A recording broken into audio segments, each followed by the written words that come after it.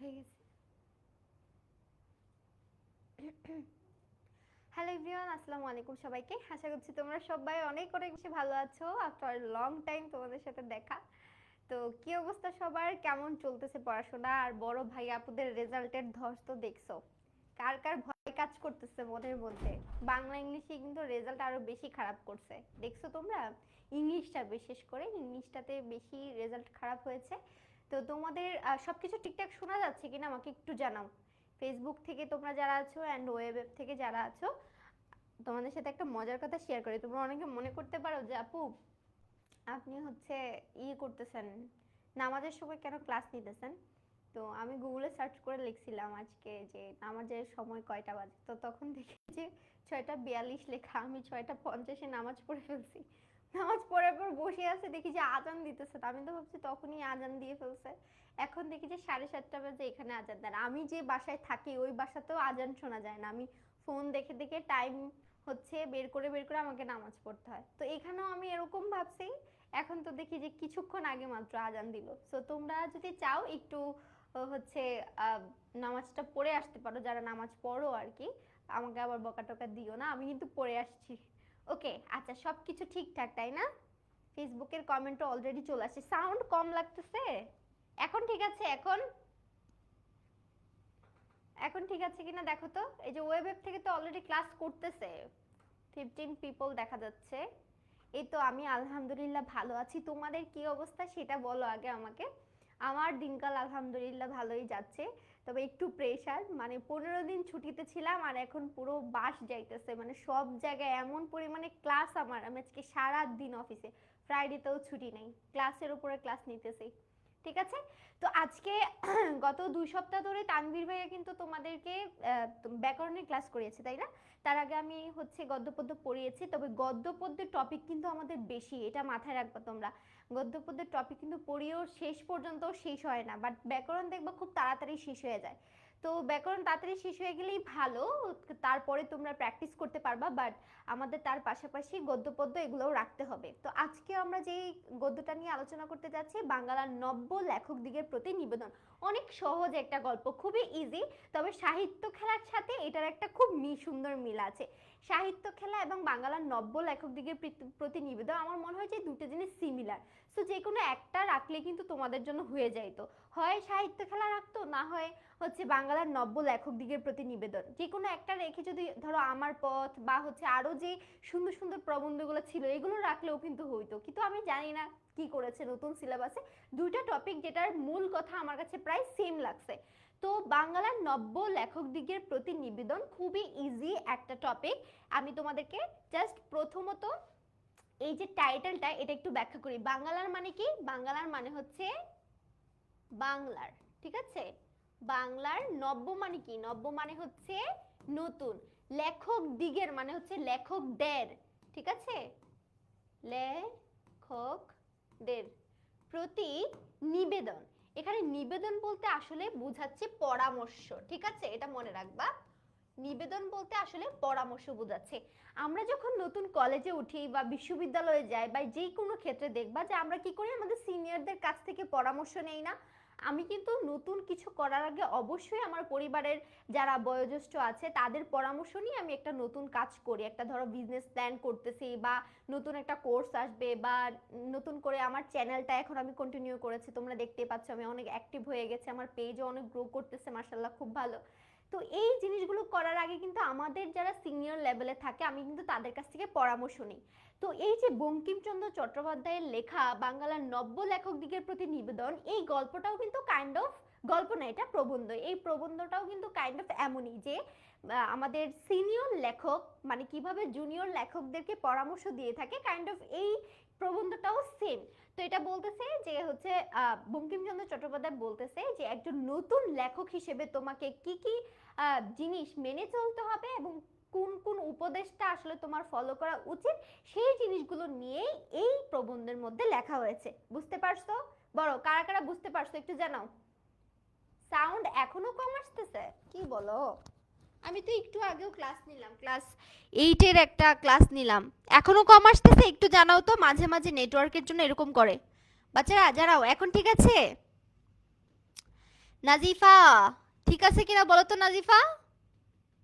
হ্যাঁ হ্যাঁ বিলাসী পড়াবো, বিলাসী তো অনেক লাস্টের টপিক, পড়াবো সবই পড়াবো। ওকে সাউন্ড ঠিক আছে এখন? ওকে ওকে আচ্ছা।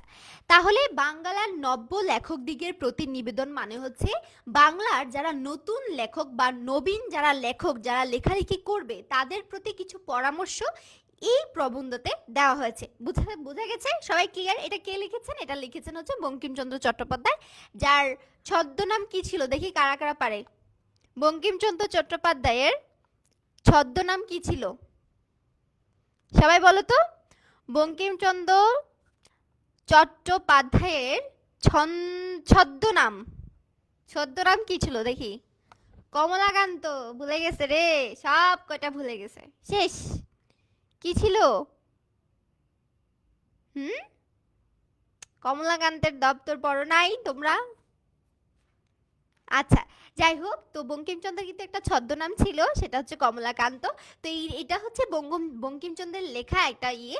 তো এটা হচ্ছে এই যে প্রবন্ধটা বা এই যে তোমার রচনাটা, এটা কোত্থেকে নেওয়া হয়েছে? বঙ্কিমচন্দ্র চট্টোপাধ্যায়ের যে বিবিধ প্রবন্ধ নামে একটা কাব্যগ্রন্থ আছে, সেখান থেকে আসলে নেওয়া হয়েছে আমাদের কি বলতো, সেখান থেকে নেওয়া হয়েছে আমাদের বাংলার নব্য লেখক দিগের প্রতি নিবেদন। তো এখানে রচয়িতা উৎস গ্রন্থ সবই দেখতে পাইছো। এখন তোমাদের কাছে যেটা বলবো মূল বাণী বা মর্মবাণী, এটা কিন্তু অলরেডি আমি তোমাদেরকে বলে ফেলছি যে উৎকৃষ্ট সাহিত্য রচনার লক্ষ্যে নতুন লেখকদের করণীয়, অর্থাৎ ভালো বা বেস্ট কোনো রাইটার যদি তুমি হইতে চাও তাহলে তোমাকে কি কি উপায় অবলম্বন করতে হবে বা কি কি রুলস ফলো করতে হবে সেটা নিয়ে আসলে এই প্রবন্ধটা লেখা। এবং এটা একটা প্রবন্ধ অর্থাৎ রচনা। তারপর হচ্ছে এটার ভাষা হচ্ছে সাধুরীতি এবং এটা প্রথম প্রকাশিত হয় প্রচার পত্রিকায়। কোথায় প্রকাশিত হয়? প্রথম প্রকাশিত হয় প্রচার পত্রিকায়।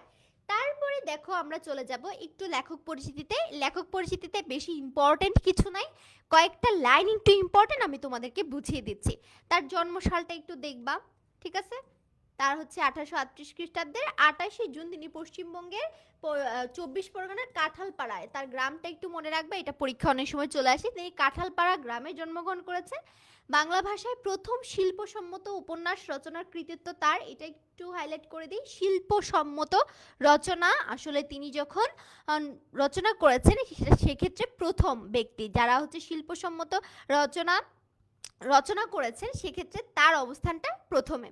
যাদবচন্দ্র চট্টোপাধ্যায় ছিলেন, তার পিতার নাম ছিল হচ্ছে যাদবচন্দ্র চট্টোপাধ্যায় এবং তিনি একজন ডেপুটি কালেক্টর ছিলেন। 1858 খ্রিস্টাব্দে কলিকাতা বিশ্ববিদ্যালয়ের অধীনে বিএ পরীক্ষায় উত্তীর্ণ প্রথম স্নাতকদের মধ্যে তিনি একজন। অর্থাৎ তোমার কলকাতার যে কলেজটা ছিল না, কলিকাতা বিশ্ববিদ্যালয়, এর মধ্যে যারা প্রথম সারিতে মানে একদম প্রথম বিএ পাশ করে বের হয়েছে তাদের মধ্যে একজন ছিল কিন্তু আমাদের বঙ্কিমচন্দ্র চট্টোপাধ্যায়। এবং এটা মনে রাখবা, যেটা সবচেয়ে বেশি ইম্পর্টেন্ট, সেটা তিনি একজন পেশায় ম্যাজিস্ট্রেট ছিলেন, এটা মনে রাখবা। এটা পরীক্ষা চলে আসে, আমি স্টার মার্ক করে দিচ্ছি। তিনি কি পেশায় কি একজন ম্যাজিস্ট্রেট, চাকরি সূত্রে খুলনার ম্যাজিস্ট্রেট হিসেবে যোগদান করে তিনি নীলকরদের অত্যাচার দমন করেন। ভেরি ভেরি ইম্পর্টেন্ট, ক নাম্বার প্রশ্নের জন্য ইম্পর্টেন্ট, প্লাস হচ্ছে আমাদের এমসিকিউ প্রশ্নের জন্য ইম্পর্টেন্ট, যে তিনি কোন জায়গায় ম্যাজিস্ট্রেট হিসেবে যোগদান করে নীলকরদের অত্যাচার দমনে কাজ করেছেন। এটা হবে খুলনায়। খুলনায় যখন তিনি ম্যাজিস্ট্রেট হিসেবে যোগদান করেন সেখানে তিনি নীলকরদের অত্যাচার দমনে কি করেছেন বলতো, দায়িত্ব পালন করেছেন। দায়িত্ব পালনে তিনি ছিলেন নিষ্ঠাবান, যোগ্য বিচারক হিসেবেও তার খ্যাতি ছিল। বাংলা সাহিত্য চর্চায় অসাধারণ সাফল্য অর্জন করেছিলেন তিনি। উপন্যাস ও প্রবন্ধ রচনার বাইরে তিনি বঙ্গদর্শন 1872 পত্রিকা সম্পাদনা ও প্রকাশ তার অন্যতম কীর্তি। এইটা পরীক্ষায় চলে আসে যে বঙ্গদর্শন যে পত্রিকাটা তিনি সম্পাদনা করেছেন, অর্থাৎ এটা তিনি প্রকাশ করেছেন তার নিজস্ব একটা পত্রিকা যেটার নাম ছিল বঙ্গদর্শন। আর এই বঙ্গদর্শন কত সালে আসলে প্রকাশিত হয় বা কত সালে এটা প্রতিষ্ঠিত হয়? 1872। এটা পরীক্ষায় চলে আসে বঙ্গদর্শনের, এটা এমসিকিউর জন্য খুবই ইম্পর্টেন্ট, এটা মনে রাখবা।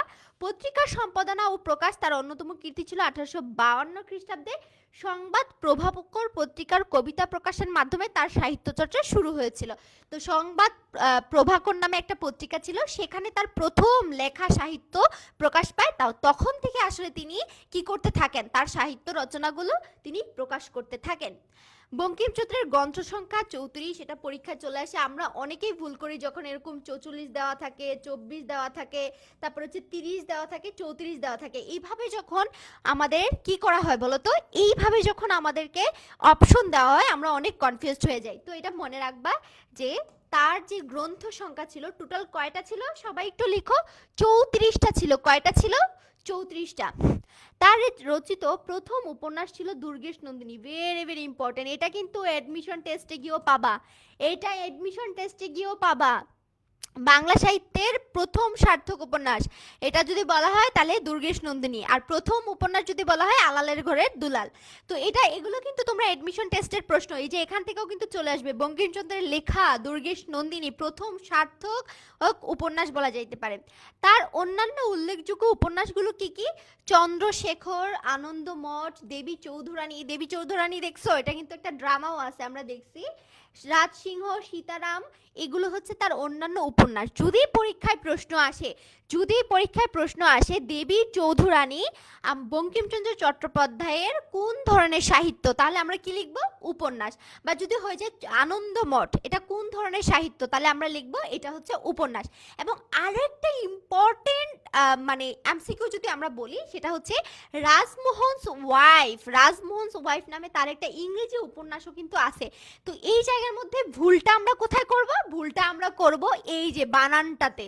বানানটাতে দেখো দেওয়া থাকে রাজমোহন ওয়াইফ, রাজমোহনের ওয়াইফ, রাজমোহনস ওয়াইফ, তারপর অনেক ধরনের আবার ছোট হাতের রাজমোহন লেখা থাকে। তো এই জিনিসটা কিন্তু আমরা পরীক্ষায় অনেক বেশি ভুল করি। তাহলে লিখতে হবে রাজমোহনস, এই যে এসটা কিন্তু আছে। আবার অনেক সময় কি করে জানো, এই এস এর উপরে এরকম একটা উপরে চিহ্ন দিয়ে দেয়, তখন আবার তোমরা ভুল করে এটা দাগায় ফেলো। সো বানানটা একদম ক্লিয়ার রাখতে হবে। রাজমোহনস ওয়াইফ হচ্ছে তার কি বলতো ইংরেজি লেখা, ইংরেজিতে লেখা তার একটা উপন্যাস। তোমরা সবাই একটু কমেন্টেই তো লিখতে পারো, তাহলে কিন্তু ক্লাসের মধ্যে এটা মুখস্থ হয়ে যাচ্ছে। শুনো, তোমরা সায়েন্সের স্টুডেন্ট আছো এখানে, আর্টসের আছো, কমার্সের, আমার মনে হয় অনেকেই আছো এখানে। কিন্তু সবচেয়ে আমি একটা মানে সত্যি কথা বলি, বাংলার জন্য যদি বেসিক্যালি তোমরা সময় দিতে থাকো অন্যান্য সাবজেক্টে মারা খাইতে হবে। দেখো আমি এইচএসসিতে আর্টসে ছিলাম, তারপর আমি বাংলা পড়ার একদমই সময় পাইতাম না। পরীক্ষার আগেই আমার বাংলা পড়া লাগতো, তখন তো আর এইসব অনলাইন টনলাইন ছিল না, নিজে নিজেই যতটুকু পড়তাম। তো আমি চেষ্টা করতাম কলেজে যেই দিন যেই টপিক পড়াইতো ওইটা ওইখানে বসেই শেষ করে ফেলা, ঠিক আছে। আরেকটা ভালো কাজ করছিলাম যে এসএসসির পরপর হচ্ছে আমি পুরো এইচএসসির বাংলার অনেকগুলো চ্যাপ্টার পড়ে ফেলছিলাম। এটা আমাকে অনেক হেল্প করছে, কারণ ইংরেজিতে আর আমার ইকোনমিক্স মানে ইকোনমিক্স ভালো লাগতো, বাট জিওগ্রাফি হিস্ট্রি ছিল প্রচুর মুখস্থ করা লাগতো, আমি একদমই টাইম পাইতাম না। সো তোমরা সবসময় চেষ্টা করবা, যেটা আমি ক্লাস 6 থেকে 10-এর বাচ্চাদেরকেও বলি, যে ক্লাসের মধ্যে বাংলা পড়ে ফেলার চেষ্টা করবা। যখন লেখক পরিচিতি পড়াবো আপু পড়ানোর সাথে সাথে মুখস্থ করে ফেলবা, যে আমি একটা কথা বলতেছি তুমি মুখস্থ করতেছো, যে তার ডেটটা এত ছিল, তার মৃত্যুটা এত ছিল, এই ছিল এই। যখন তুমি এইভাবে পড়তে থাকবা তোমার বাংলা এক্সট্রা করে আসলেই পড়ার দরকার নাই, কোনো দরকার নাই। ওকে, সবসময় এই যে দেখো তোমরা যারা বানানটা তোমরা টাইপ করছো না, তোমরা যারা বানানটা এখন টাইপ করছো, তোমরা কেউ পরীক্ষার হলে এটা ভুল করবে না, আমি 100% গ্যারান্টি দিতে পারি। 100% আমি গ্যারান্টি দিতে পারি, কারণ এটা তুমি যখন লিখতেছো তোমার মাথায় কিন্তু এটা অলরেডি ঢুকে যাইতেছে যে রাজমোহনসের পরে কোনো উপরে কমা টমা কিছু ছিল না। সো রাজমোহনস ওয়াইফ এটা কিন্তু একটা উপন্যাস, মনে রাখবা এটা একটা তার ইংরেজিতে লেখা উপন্যাস। এছাড়াও বঙ্কিমচন্দ্র ধর্ম, দর্শন, সাহিত্য, ভাষা এবং সমাজ বিষয়ক অনেক প্রবন্ধ রচনা করেছেন। লোক রহস্য, বিজ্ঞান রহস্য, কমলাকান্তের দপ্তর, সাম্য, কৃষ্ণ চরিত্র, বিবিধ প্রবন্ধ তার গদ্য গ্রন্থ। এই যে পরীক্ষা চলে আসবে, এই যে ধরো এই যে কমলাকান্তের দপ্তর, এটাই আসবে পরীক্ষায়, দেখবা যদি এখান থেকে আসে কমলাকান্তের দপ্তর বঙ্কিমচন্দ্র চট্টোপাধ্যায়ের কোন ধরনের রচনা, বা কমলাকান্তের দপ্তর কোন ধরনের রচনা, নিচের কোনটি মানে গদ্য গ্রন্থ, যদি এরকম আসে নিচের কোনটি গদ্য গ্রন্থ, লোক রহস্য, বিজ্ঞান রহস্য, কমলাকান্তের দপ্তর, সাম্য, সাম্যটা চলে আসতে পারে, সাম্য, কৃষ্ণ চরিত্র, এইগুলো একটু ভালো করে পড়ে ফেলবা। বাংলা সাহিত্যে অসামান্য অবদানের জন্য তাকে সাহিত্য সম্রাট বলা হয়। Very very important, very very important. কোন তোমার পাঠ্য বইয়ের কোন লেখককে সাহিত্য সম্রাট বলা হয়ে থাকে? সাহিত্যের সম্রাট বলা হয়ে থাকে কাকে? কাকে বলা হয়ে থাকে? বঙ্কিমচন্দ্র চট্টোপাধ্যায়কে। একদম মাথার ভিতরে এটা ঢুকায় ফেলো, এটা পরীক্ষা চলে আসবে। সাহিত্য সম্রাট বলা হচ্ছে বঙ্কিমচন্দ্র চট্টোপাধ্যায়কে, এবং তিনি 1894 খ্রিস্টাব্দের 8ই এপ্রিল কলকাতায় মৃত্যুবরণ করেন। জন্ম মৃত্যুগুলো এখন আমাদের জন্য বেশি একটা তেমন ইম্পর্টেন্ট না, কারণ বিগত বছরগুলোতে দেখলে দেখা যায় আসলে তেমন কোনো প্রশ্ন আসে না এগুলো থেকে, বাট আসে হচ্ছে নিচের এটা কোন ধরনের সাহিত্য, এটা কোন ধরনের রচনা, তারপর হচ্ছে দেখা যায় যে তোমার তাকে কোন লেখককে কি ধরনের লেখক বলা হয়, বা কাকে কি ধরনের কবি বলা হয়ে থাকে, এগুলো পরীক্ষায় বেশি চলে আসে। সো চলো একটু রিক্যাপ করে ফেলেই আমরা ক্লাসের মধ্যে মুখস্থ করে ফেলবা। যারা মুখস্থ করবা তারা ডান লিখবা, জাপু ডান। ওকে, তাহলে 1838 খ্রিস্টাব্দের 28 জুন পশ্চিমবঙ্গের 24 পরগনা জেলার কাঁঠালপাড়া গ্রামে জন্মগ্রহণ করেন। তিনি পেশায় কিন্তু একজন ম্যাজিস্ট্রেট ছিলেন, এটা মনে রাখবা। তারপরে আমি বলবো যে হচ্ছে খুলনার চাকরি সূত্রে তিনি নীলকরদের দমনে কাজ করেছেন। তারপরে আমি যদি ইম্পর্টেন্ট আরো কিছু জিনিস বলি, তার বাইরে গিয়ে তার একটা পত্রিকা প্রকাশ ছিল যেটার নাম বঙ্গদর্শন, 1872 সালে সেটা কি হয়, 1872 সালে সেটা হচ্ছে তিনি প্রকাশ করেন।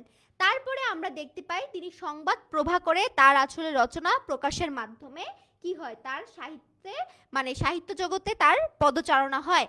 তারপরে দেখি তার গ্রন্থ সংখ্যা ছিল 34। তার যে বিখ্যাত উপন্যাসগুলো ছিল তার মধ্যে প্রথম সার্থক উপন্যাস বলা যেতে পারে দুর্গেশ নন্দিনী, মনে রাখবা এটা বঙ্কিমচন্দ্র চট্টোপাধ্যায়ের লেখা, তাকে সাহিত্য সম্রাট বলা হয়ে থাকে। দেখো তোমাদেরকে পড়াতে গিয়ে আমার মুখস্থ হয়ে গেছে, তাদের কাকে সাহিত্য সম্রাট বলা হয়ে থাকে। তার উপন্যাসগুলো কি কি, তার উপন্যাসগুলো চন্দ্রশেখর, আনন্দমঠ, দেবী চৌধুরানী, রাজসিংহ, সীতারাম। রাজমোহনস ওয়াইফ নামে তার একটা ইংরেজি উপন্যাস আছে। তার বাইরে গিয়ে তার কিছু গদ্য গ্রন্থ আছে, কমলাকান্তের দপ্তর, সাম্য, কৃষ্ণচরিত্র, বিবিধ প্রবন্ধ, লুক রহস্য, বিজ্ঞান রহস্য, এগুলো হচ্ছে তার গদ্য গ্রন্থ। ক্লিয়ার? কাদের কাদের ক্লিয়ার একটু ডান লিখো। জাপু একদম ক্লাসে মুখস্থ করে ফেলছি, একদম সত্যি কথা বলতে হবে। যাদের মুখস্থ নেই লেখার দরকার নাই, বলবা যে আপু ক্লাসেই মুখস্থ হয়ে গেছে, এটা এটা বাইরে গিয়ে কিন্তু আর পড়ার কোনো দরকার নাই, ঠিক আছে? ঠিক আছে, বুকে ডিফারেন্ট নাম দেওয়া, রাজমোহন ওয়াইফ দেওয়া না।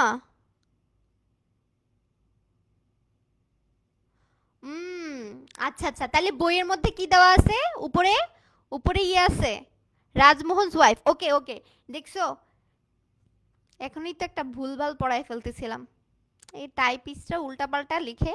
আচ্ছা যাই হোক, আবু সাইয়েদ নীরব, থ্যাংক ইউ সো মাচ। ওকে, তাহলে বইয়ের মধ্যে রাজমোহন ওয়াইফ, তাহলে অবশ্যই এখানে আমরা কি দিব, এই যে ছোট্ট করে একটা কমা দিয়ে দিব।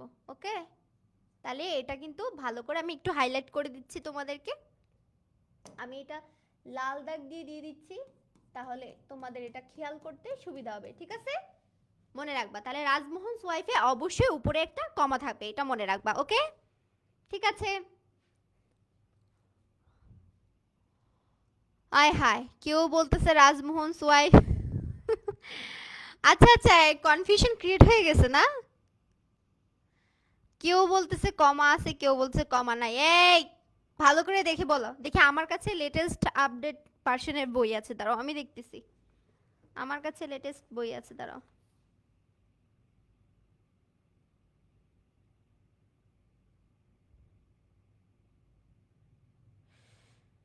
না না, উপরে কমা দেওয়া নাই তো, আমারটাতে তো দেওয়া নাই, আমারটাও তো নতুন বই।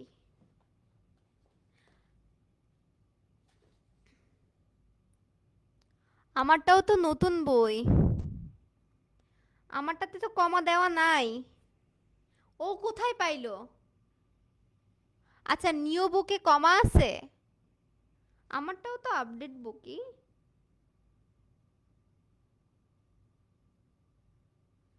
ওকে, আচ্ছা যাই হোক, শুনো, যে যেটার মধ্যে আছে বা নাই, তাহলে তোমরা দুইটাই জেনে রাখো যে বইয়ের মধ্যে দুইটাই দেওয়া আছে, দুইটা বইয়ে দুইটা দেওয়া আছে। সো পরীক্ষার হলে গিয়ে বেশি কনফিউশন হলে টিচারকে জিজ্ঞেস করবা যে স্যার এখন কি করব, এক বই তো এরকম পড়ছে আরেক বই এরকম। দেখা যাবে যে এরকম যদি এরকম কনফিউশন ক্রিয়েট হয়ে থাকে, তাহলে টিচাররা দেখা যাবে যে অপশনগুলোকে অন্যভাবে চেঞ্জ করে দিবে, এমন কোনো কনফিউশন রাখবে না যেটার জন্য তোমরা অ্যান্সার করতে পারতেছো না, ঠিক আছে? আচ্ছা আচ্ছা, প্যারা নাই প্যারা নাই, এটা এটা এত ম্যান্ডেটরি কিছু না। ওকে, আচ্ছা চলো পাঠ পরিচিতিটা একটু দেখে নিই। বঙ্কিমচন্দ্র চট্টোপাধ্যায়ের 19 শতকের অন্যতম শ্রেষ্ঠ বাঙালি লেখক, তাকে 19 শতকের বাঙালি লেখক বলা হয়ে থাকে। 19 শতক মানে কি 1800 থেকে 1801 থেকে 1900, তাই না? এটাকে বলা হচ্ছে 19 শতক। তো 19 শতক আছে শতকের অন্যতম শ্রেষ্ঠ বাঙালি লেখক হিসেবে পরিচিত। বাংলার নব্য লেখকদিগের প্রতি নিবেদন,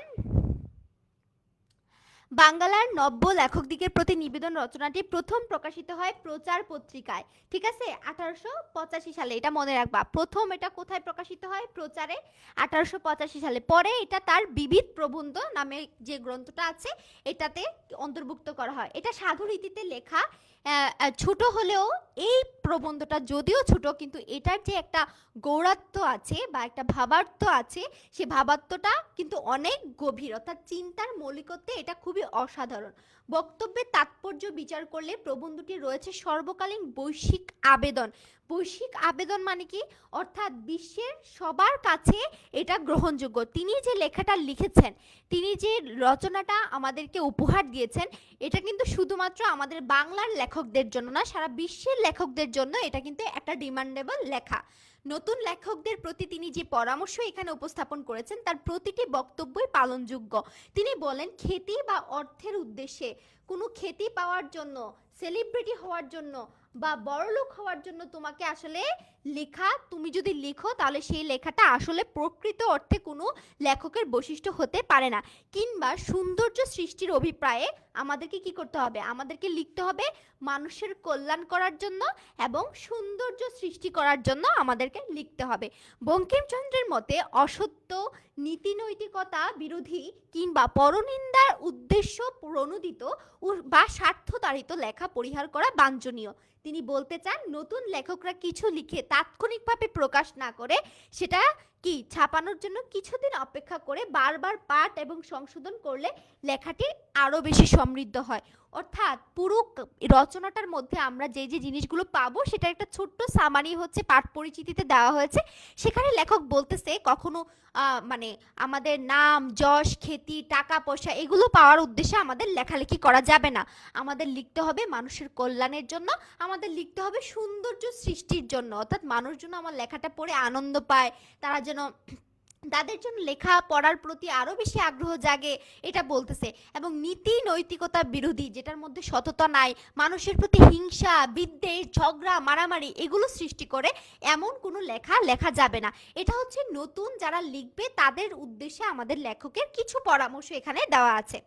তো তারপরে বলতেছে আরেকটা, দেখো ভালো কথা বলছে, এটা থেকে তোমাদেরকেও কিন্তু শিক্ষা গ্রহণ করার অনেক কিছু আছে। যে কিছু একটা পাইলে সাথে সাথে সেটাকে লিখে ফেলা বা প্রকাশ করে ফেলা, এই কাজটা করা যাবে না। যেমন ধরো আমরা সবাই এই কাজটা করি, এখানে যারা আছি সবাই কিন্তু আমরা কম বেশি কি করতেছি বলতো? সবাই কম বেশি আমরা ফেসবুক চালাই, এবং ফেসবুকের মধ্যে আমরা হঠাৎ করে একটা ভাইরাল ইস্যু দেখলে আমরা এটা নিয়ে না লেখালেখি করে পারি না। আমাদের মনে হয় আয় হা, এই ঘটনাটা নিয়ে না লিখলে মনে হয় আমাকে সবাই ব্লেম বলবে বা আমি আপডেটেড না এরকম বলবে। আমরা কি করি, সেই যে ভাইরাল জিনিসটা সেটা নিয়ে আমরা সবাই লেখালেখি শুরু করি, তখন সেটা আরো বেশি ভাইরাল হয়ে যায়। কিন্তু একটা সময় গিয়ে দেখা যায় যে এটা হলুদ সাংবাদিকদের আসলে একটা মিথ্যা নিউজ ছিল, এবং দেখা যায় যে এটা হঠাৎ করে ভুল প্রমাণিত হয়। তখন কি করি, তাড়াতাড়ি গিয়ে আবার ডিলিট করে দেই। এই কাজটা আমরা অনেকেই করি। সো এটা থেকে তোমরা শিক্ষা গ্রহণ করবা, এই যে যখন আমাদের সামনে যেটাই আসুক না কেন আমরা যাচাই বাছাই না করে দীর্ঘ সময় ধরে সেটা নিয়ে চিন্তা না করে যেন কখনো প্রকাশ না করি, এই কাজটা করবা। ঠিক আছে, বুঝতে পারছো? ক্লিয়ার? এই কমা টমা বাদ দাও তো, যেটা আছে যে অপশন থাকবে দুটাই দাগা দিয়ে চলে আসবা। ঠিক আছে, বুঝতে পারছো? সালভি, সালভি, সাউন্ডের ইস্যু হচ্ছে, আমি তো একদম মুখের মধ্যে নিয়ে কথা বলতেছি রে, তারপরে যদি ইস্যু হয়।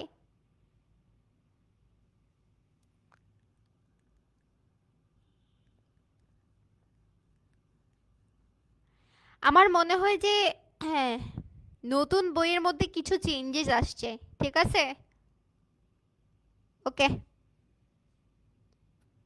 পাঠ পরিচিতি মিলতেছে না? হ্যাঁ, পাঠ পরিচিতি হচ্ছে এটা আমার আলাদা করে দেওয়া, এটা বইয়ের সাথে দেওয়া না, এটা আমার আলাদা করে দেওয়া। আমি সংক্ষিপ্ত করে তোমাদের সাথে প্রেজেন্ট করার চেষ্টা করছি, হুবহু বই দেই নাই এটাতে আমি। ঠিক আছে, এটা হচ্ছে তোমাদেরকে সহজে বোঝানোর জন্য এটা দেওয়া। ওকে, ক্লিয়ার? আচ্ছা বইটা আপাতত একটু বন্ধ রাখো, বইটা আপাতত একটু বন্ধ রাখো। আগে আমি যা বলতেছি একটু শোনার চেষ্টা করো, পরে যেখানে যেখানে ভুল হয় সেটা তোমরা আপুকে কারেকশন করে দিও। বাট এরকম এক নাগাড়ে তোমরা যদি কমেন্ট করতে থাকো তাহলে দেখা যাবে যে আমারও পড়ানো থেকে কনসেন্ট্রেশন চলে যাচ্ছে। ঠিক আছে, এই যে এখানে আমার মনে হয় যে এটা নতুন বই আবার কারেকশন করেছে, এখানে কি 26শে জুন দেওয়া, তাই তাই তো বললা না? হ্যাঁ 26শে জুন, আচ্ছা আমি কারেকশন করে দিছি। এখন যদি এগুলো তো ধরো আমার আপডেটেড স্লাইড, গত বছর পড়াইছি তোমাদের ভাই আপুদেরকে, এখানেও যদি আবার এই বছর নতুন করে চেঞ্জ করে ওনারা, এখন কি করব বলো? আচ্ছা ঠিক আছে, তার মানে এখন কি বলো তোমরা, এই প্রবন্ধটার মূল কথা কি বুঝতে পারছো? বলো তো, এই প্রবন্ধটার মূল কথা কারা কারা বুঝতে পারছো বলো? সবাই বলো ক্লিয়ার কিনা, সবাই একটু বলো। ফেসবুকে পরে হচ্ছে, কারণ হচ্ছে এটা ফেসবুকের যেই মানে সিস্টেমটাই এরকম, ওয়েবে সেটা ফাস্ট চলে যায় কিন্তু ফেসবুকে একটু লেটে আসে। ওকে, ক্লিয়ার? আচ্ছা চলো তাহলে আমরা এখন মেইন গল্পতে, মানে মেইন যে প্রবন্ধটা সেটাতে আমরা চলে যাই। দেখো কি বলছে। প্রথমত লেখক পয়েন্ট করে করে তোমাদেরকে বুঝাইছে, তো পয়েন্ট করে করে বুঝাচ্ছে যে যশের জন্য লিখবেন না, তাহা হইলে যশও হইবে না, লেখাও ভালো হইবে না, লেখা ভালো হইলে যশ আপনি আসবে। খুবই ইম্পর্টেন্ট একটা কথা। এই যে কথাটা, এটা শুধু সাহিত্য রচনার ক্ষেত্রে না, আমার মনে হয় আমরা যারা অনলাইনে শিক্ষকতা করি তাদের প্রত্যেকের এই জিনিসটা মানা উচিত। এবং বিশ্বাস করো আমি যেদিন থেকে এই জিনিসটা জেনেছি সেদিন থেকে আমার মোটিভটা আমি চেঞ্জ করে ফেলছি। কি বলছে দেখো, খুব সুন্দর একটা কথা বলছে, তোমরা একটু খেয়াল করো। তিনি কি বলেছেন, বলেছেন যে যশের জন্য লিখবেন না। যশ মানে কি বলতো? যশ মানে হচ্ছে খ্যাতি, ঠিক আছে? যশ মানে হচ্ছে খ্যাতি। লিখবেন না, তাহা হইলে যশও হইবে না, লেখাও ভালো হইবে না। আর যখন আপনার লেখা ভালো হবে তখন আপনার যশ আপনা আপনি আসিবে, যদি থাকে নসিবে আপনা আপনি আসিবে। এখন তোমরা বলো, আমরা যারা অনলাইনে পড়াই, হ্যাঁ আমি এটা দেখছি, মানে অনলাইনের মধ্যে এই জিনিসটা খুব বেশি যে খুব তাড়াতাড়ি পেজের গ্রো করতে হবে, খুব তাড়াতাড়ি এটা করতে হবে ওটা করতে হবে। আর যদি তোমার এরকম না হয় তখন তোমাকে বড় কোনো টিচার হিসেবে ধরা হয় না। যার ভিডিও যত ভিউ হবে, যার ভিডিওতে যত বেশি কমেন্ট থাকবে, যার ভিডিও দেখা যায় যে তোমার যত জায়গায় মানে তার পেজ যত গ্রো, তার ইউটিউব চ্যানেল যত গ্রো, এরকম অনেক জায়গায় তোমরা দেখবা যে কন্টেন্টের কোয়ালিটি খুব কম কিন্তু তাদের ভিউ অনেক বেশি হয়। তো এটা দিয়ে আসলে এখনকার সময়ে কিন্তু অনলাইনে টিচিংটাকে জাজ করা হয়ে থাকে। তো দেখো বলছে, আমরা যখন এই যে যশ বা খ্যাতি পাওয়ার জন্য, বাহবা পাওয়ার জন্য আমরা যত যত বেশি কাজ করব তত কিন্তু আমাদের কোয়ালিটি ডাউন হইতে থাকবে। বাট আমরা যখন আমাদের শিক্ষার্থীদের মানে জন্য, তাদের সুবিধার জন্য বা তাদের জন্য যেটা মঙ্গলজনক সেই উদ্দেশ্যে কাজ করব, তখন দেখবা আপনা আপনি কি হয়ে যায়, তোমাকে স্টুডেন্টরা খুঁজে বের করে ফেলবে। এবং এমন অনেক টিচার আছে, আমাদের অভি দাদা আছে, আমাদের সঞ্জয় দাদারা আছে, আমাদের রাকিব ভাই আছে, দেখবা যে ওনাদের ক্লাস তুমি দেখবা যে এত পাবলিসিটিও করা লাগে না, স্টুডেন্টরা এমনিই দেখে, ও 3-4 লাখের উপরে এগুলো ভিউ হয়। তো তুমি যখন আসলে মানুষের উপকারের জন্য কিছু করতে যাবা, এমনি এমনি তোমার খ্যাতি বাইরে যাবে। এই কথাটাই জাস্ট বলছে।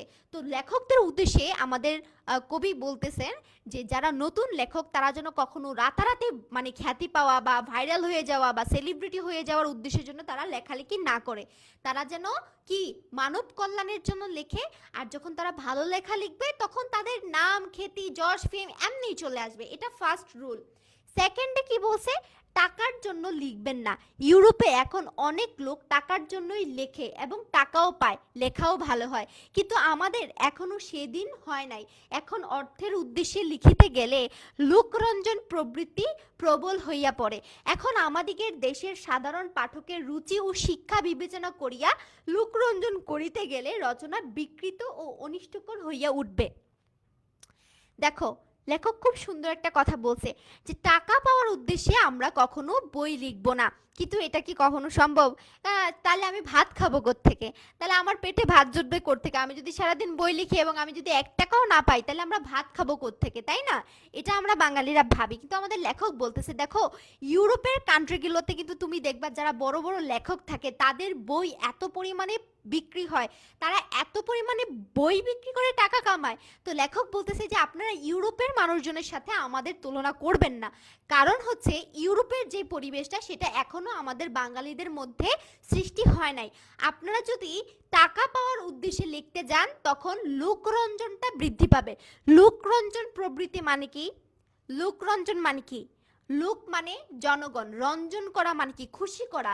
অর্থাৎ জনগণকে আমি যদি বলি, লোক মানে হচ্ছে জনগণ, আর রঞ্জন মানে কি? তাদেরকে খুশি করা, তাই না? খুশি করা। এখন তুমি যদি মানুষকে তুমি যদি টাকার জন্য লেখালেখি করো তখন কিন্তু তোমাকে মানুষকে খুশি করাইতে হবে, তাই না? এখন মানুষকে খুশি না করালে তো তোমাকে মানুষ টাকা দিবে না। এখন মানুষকে খুশি করার প্রবৃত্তি, প্রবৃত্তি মানে কি? বলে যে আমরা যেটাকে বলি হচ্ছে প্রবৃত্তি, মানে প্রবল ইচ্ছা, যেটা প্রবল ইচ্ছা, ঠিক আছে? লেখক বলতেছে জনগণের মনোরঞ্জন করার প্রবল ইচ্ছা, এইটা থেকে যখন আপনি লেখালেখি করবেন তখন কিন্তু আসলে আপনার লেখার উদ্দেশ্যটা সফল হয়ে পড়বে না। এখন আমাদের দেশে সাধারণ পাঠকদের রুচি এবং শিক্ষা বিবেচনা করে, দেখো এখন হিরো আলমের বই সবাই পড়ে, তাই না? তারপরে হচ্ছে তুমি দেখবা যারা ইনফ্লুয়েন্সার তাদের বই মানুষ পড়তেছে। তারপরে দেখবা যারা টিকটক করে, টিকটক স্টাররাও কিন্তু এখন বই লিখতেছে। তারপরে তুমি দেখবা কন্টেন্ট ক্রিয়েটররাও অনেক বই লিখতেছে এবং তাদের বইগুলো কিন্তু অনেক ভালো বিক্রিও হচ্ছে। এগুলো কেন হচ্ছে বলো তো? কারণ তারা সেরকম ভাবে পাবলিসিটি করতে পারতেছে। তারা মানুষের মানুষের ইচ্ছা অনিচ্ছা, তাদের মন খুশি করার জন্য তারা লেখালেখি করতেছে।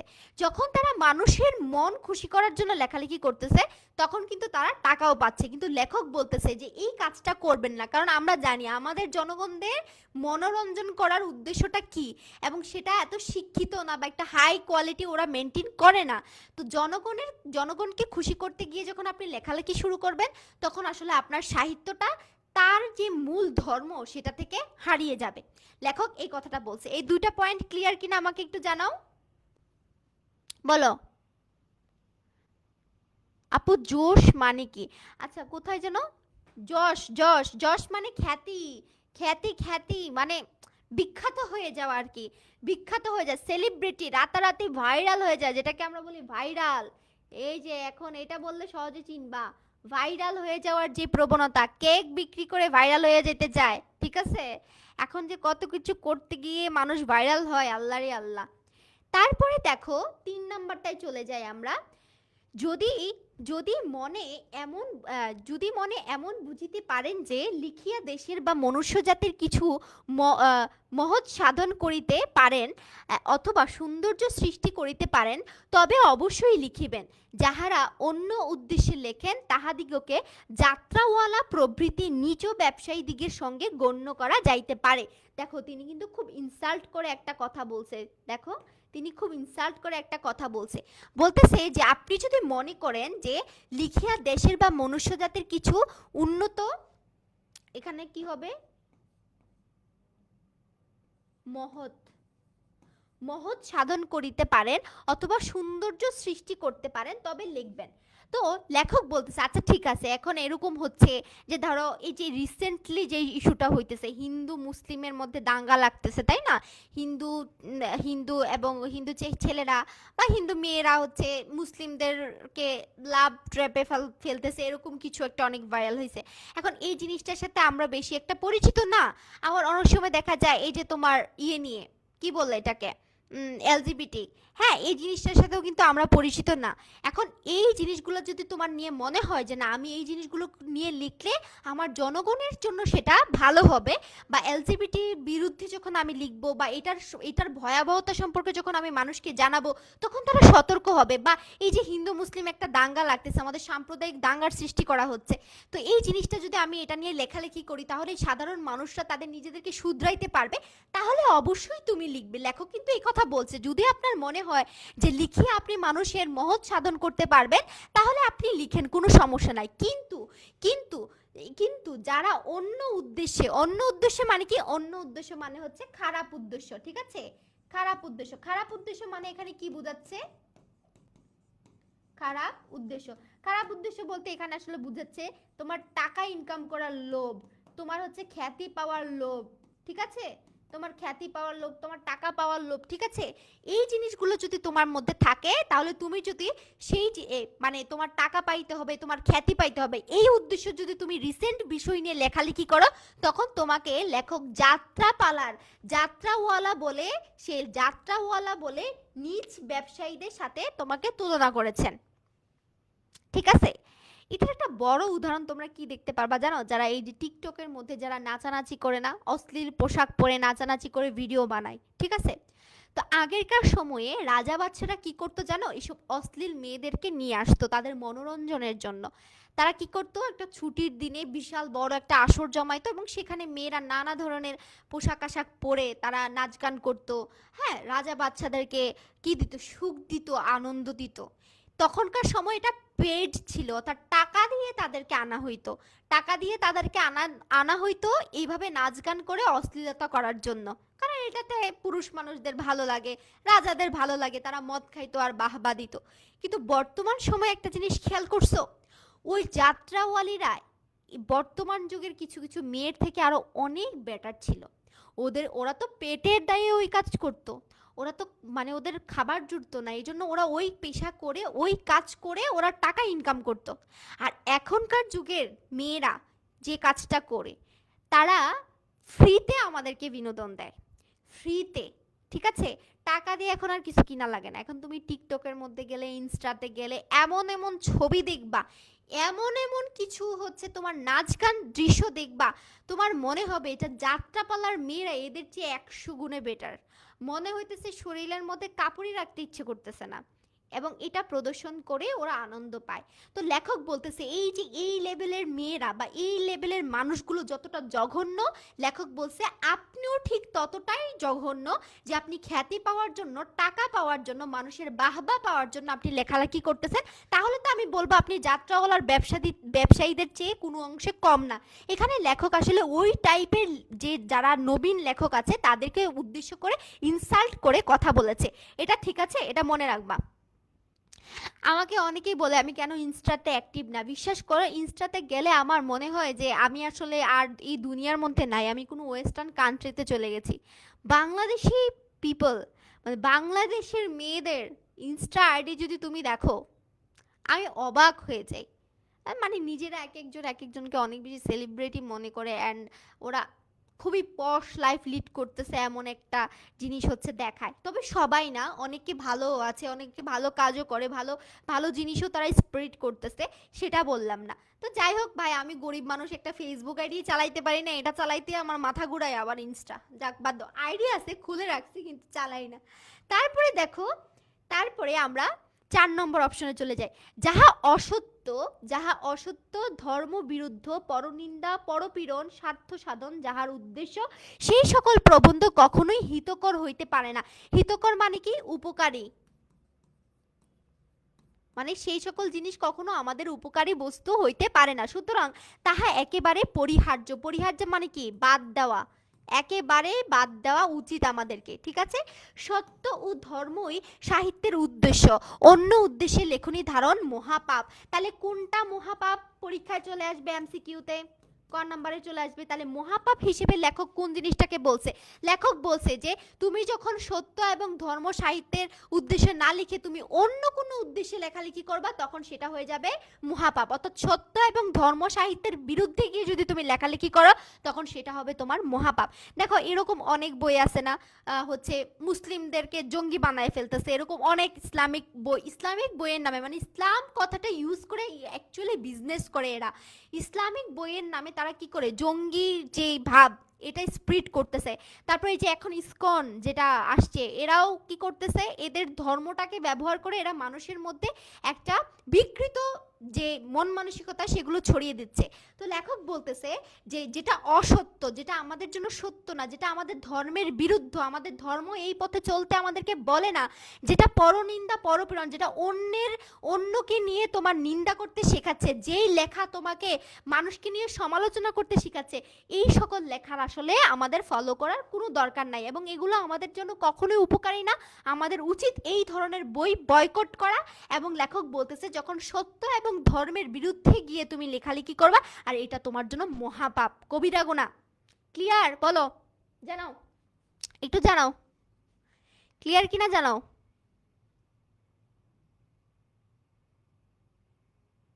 ওকে,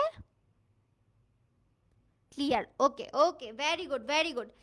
তারপরে দেখো, তারপরে দেখো কি বলছে 5 নম্বরে, যাহা লিখবেন অর্থাৎ যেটা আপনি লিখবেন তাহা হঠাৎ ছাপাইবেন না। অর্থাৎ লেখার সাথে সাথে সেটা ছাপানোর কোনো দরকার নাই। আমরা কি করি, আমরা মানে কোনো একটা কবিতা বা একটা সাহিত্য যখন লিখি সেটার সাথে সাথে সবাইকে পড়ে শোনায় ফেলি, বা পড়ে শোনানোটা ভালো, বাট ছাপাই ফেলি, মানে কিছু একটা লিখলেই আমরা সেটা ফেসবুকে আপলোড করে দেই। তো ফেসবুকের মধ্যে দেখবা অনেক মতাদর্শের মানুষ থাকে, তোমার ওই লেখাটা তারা গ্রহণ নাও করতে পারে। সো তুমি আরেকটু ভেবে চিনতে আরো যাচাই বাছাই করে তারপরে একটু অপেক্ষা করে তুমি লেখাটা প্রকাশ করবা। আমি তোমাদেরকে কেন ফেসবুক দিয়ে উদাহরণ দেওয়ার চেষ্টা করতেছি, কারণ এখন বর্তমানে বইয়ের চেয়ে ফেসবুকটা আমাদের জীবনের সাথে অনেক বেশি জড়িত। সেই জন্য আমি সেই জিনিসটা যেহেতু আমরা চাইলেও অ্যাভয়েড করতে পারবো না, সেখানে আমরা কিভাবে সতর্ক থাকতে পারি সেটা আমি তোমাদেরকে এই গল্পের মাধ্যমে বুঝাই দিতেছি। তো দেখো, যা লিখবা সেটা হঠাৎ করে ছাপাবা না, কি করবা, কিছু কাল অর্থাৎ কিছু দিন বা হচ্ছে কিছু সময়, কিছু দিন বা হচ্ছে কিছু সময় কি করবা, সেটাকে ফেলে রাখবা। কিছুকাল পরে ওইটা সংশোধন করবে, তাহা হইলে দেখবে প্রবন্ধে অনেক দোষ আছে। তুমি দেখবা, তুমি দেখবা 6 মাস আগে যদি তুমি একটা লেখা লিখে থাকো, 6 মাস পরে যদি এটা পড়ো, তোমার কাছে মনে হবে এই জায়গাটাতে আমি মনে হয় আরেকটু কারেকশন করতে পারি, এই জায়গাটাতে মনে হয় আমি আরেকটু পরিবর্তন করতে পারি। তখন দেখবা যে তোমার লেখাটার আস্তে আস্তে ভুলগুলো বের হয়ে আসতেছে এবং তুমি এটাকে আস্তে আস্তে আপডেট করতে পারতেছো। তারপরে দেখো কি বলছে, কাব্য নাটক উপন্যাস 2-1 বছর ফেলিয়া রাখিয়া তারপর সংশোধন করিলে বিশেষ উৎকর্ষ লাভ করে। তো বলতেছে যখন তুমি একটা কাব্য রচনা করবা, একটা নাটক রচনা করবা, একটা উপন্যাস রচনা করবা, কমপক্ষে 1 থেকে 2 বছর তুমি কি করবা, সেটারে ফেলায় রাখবা। এটা এটা কখনো প্রকাশ করার দরকার নাই। তারপর ওটাকে সংশোধন করে বিশেষ উৎকর্ষ, উৎকর্ষ মানে কি, উপকার, বিশেষ উপকার তোমার লাভ হবে। যাহারা যাহারা সাময়িক সাহিত্যের কার্যে ব্রতী তাহাদের পক্ষে এই নিয়ম রক্ষাটি ঘটিয়া ওঠে না। এজন্য সাময়িক সাহিত্য লেখকের পক্ষে অবনতিকর। সাময়িক সাহিত্য মানে কি, যারা হচ্ছে রিসেন্ট লিখে রিসেন্ট প্রকাশ করে ফেলে, এটাকে বলা হচ্ছে সাময়িক সাহিত্য। ঠিক আছে, তাহলে কি হবে, সাময়িক সাহিত্য মানে হচ্ছে সম্প্রতি লেখা, সম্প্রতি লেখা, সম্প্রতি লেখা কোনো জিনিস যেটা আমরা প্রকাশ করে ফেলি, সেই সকল লেখকদের উদ্দেশ্যে লেখক বলতেছে আপনারা যারা রিসেন্ট ইস্যু নিয়ে কথা বলে আবার ধুম করে এটাকে ছাপায় ফেলেন, আপনাদের জন্য আসলে এই কথাটা না, কারণ এটা আপনারা চাইলেও ফলো করতে পারবেন না। এতটুকু পর্যন্ত ক্লিয়ার কিনা বলো? 5টা রুলস তোমরা বুঝতে পারছো? 5টা রুলস তোমরা বুঝতে পারছো কিনা ক্লিয়ার করে আপুকে জানাও। আপু, ব্রতী মানে কি? আচ্ছা, ব্রতী মানে হচ্ছে কোনো জিনিসে অনড় থাকা। ঠিক আছে, কোনো জিনিসে অনড় থাকা মানে ডিটারমাইন্ড, যেটাকে আমরা বলি ডিটারমাইন্ড হওয়া, কোনো একটা জিনিসে ডিটারমাইন্ড থাকা যে এটা আমি করবই, এমন জিনিসটাকে বলা হচ্ছে ব্রতী। তো বলতেছে যারা আপনারা সাময়িক সাহিত্যের কার্যে ব্রতী অর্থাৎ নিয়োজিত বা হচ্ছে ডিটারমাইন্ড, আপনারা যে হচ্ছে আপনারা রিসেন্ট বিষয় নিয়ে লেখালেখি করবেন আবার সেটা প্রকাশ করে দিবেন, আপনাদের জন্য আসলে এই রুলসটা ফলো করা পসিবল না। ওকে, আচ্ছা। তারপরে দেখো আমরা চলে যাই 6 নম্বরে, যে বিষয়ে যাহার অধিকার নাই সেই বিষয়ে তাহার হস্তক্ষেপ অকর্তব্য। এটি সোজা কথা, কিন্তু সাময়িক সাহিত্যতে এই নিয়মটা রক্ষিত হয় না। তো লেখক বলতেছে যেই বিষয়ে তোমার কোনো জ্ঞান নাই সেই বিষয়ে লেখার কি দরকার বাবা, দরকার আছে। এখন ধরো আমি একটা মনস্তাত্ত্বিক বিষয় নিয়ে কথা বললাম, কিন্তু আমি কোনো সাইকোলজিস্ট না, সেটা নিয়ে আমার কথা বলার কি দরকার ভাই? দরকার আছে। এখন ধরো আমি অন্য আরেকজনের ধর্ম নিয়ে কথা বললাম, আমরা হিন্দু ধর্মকে, সনাতনী ধর্মটাকে একদম ধুয়ে ফেলি যারা মুসলিমরা আছি, বা অনেক হিন্দুরা আছে এরকম, মুসলিমদের বোরখা পরা, তারপরে হচ্ছে তাদের কোরআন, তারপরে হচ্ছে মুসলিমদের নামাজ, এগুলো নিয়ে তারা অনেক হাসি ঠাট্টা তামাশা করে। তুমি যে জিনিসটা জানো না, তুমি যে ব্যাপারটা জানো না, তাদের ধর্ম সম্পর্কে তোমার জ্ঞান নাই, তোমার কেন সেই বিষয় নিয়ে কথা বলা লাগবে? কোনো দরকার আছে? এটা শুধুমাত্র উস্কানি ছাড়া আর কিছুই নাই। এরকম তোমরা অনেক মুসলমানরাও আছো, এই কাজটা করো, যে কিছু একটা হইলেই মানে হিন্দুদেরকে ধুইয়া ফেলতেছো, ওরা ভারতে চলে যাও, তোমরা ভারতের আরে ভাই, জন্মভূমি এখানে, জন্মগ্রহণ করছে ওখানে, ওরা ভারত কেন যাবে? আর এক দুইজন সনাতনীর জন্য সবাইকে ধুয়ে ফেলা হয়, আবার আমাদের এক দুইজন বাঙাল মুসলমানদের জন্য সব মুসলমানদেরকে ধুয়ে ফেলা হয়। তো লেখক এটাই বলতেছে যে যেই বিষয়ে তোমার অধিকার নাই বলার ভাই, সেই বিষয়ে তোমার কেন কথা বলা লাগবে, সেই বিষয়ে কেন তোমার লিখতে হবে, তাই না? সেই বিষয়ে কেন লিখতে হবে? এখন তুমি তুমি হচ্ছে কি পারো না, ধরো এখন তুমি কি নিয়ে লেখালেখি করলা, কি বিষয় বলবো বলো তো? আচ্ছা, তুমি ট্যুরস অ্যান্ড হচ্ছে ট্রাভেলস নিয়ে লেখালেখি করতেছো, কিন্তু তুমি জীবনেও নিজের ঘর থেকে বের হও নাই। তুমি নিজের ঘর থেকেও জীবনে বের হও নাই, কিন্তু তুমি ট্যুর অ্যান্ড ট্রাভেল নিয়ে একদম সাহিত্য রচনা করে ফেলছো। তাহলে এটা কি সম্ভব? যেটা তুমি কখনো করো নাই সেটা সেটা নিয়ে তোমাকে কি লেখালেখি করা সম্ভব তোমার পক্ষে? সম্ভব না। লেখক এটাই বলছে।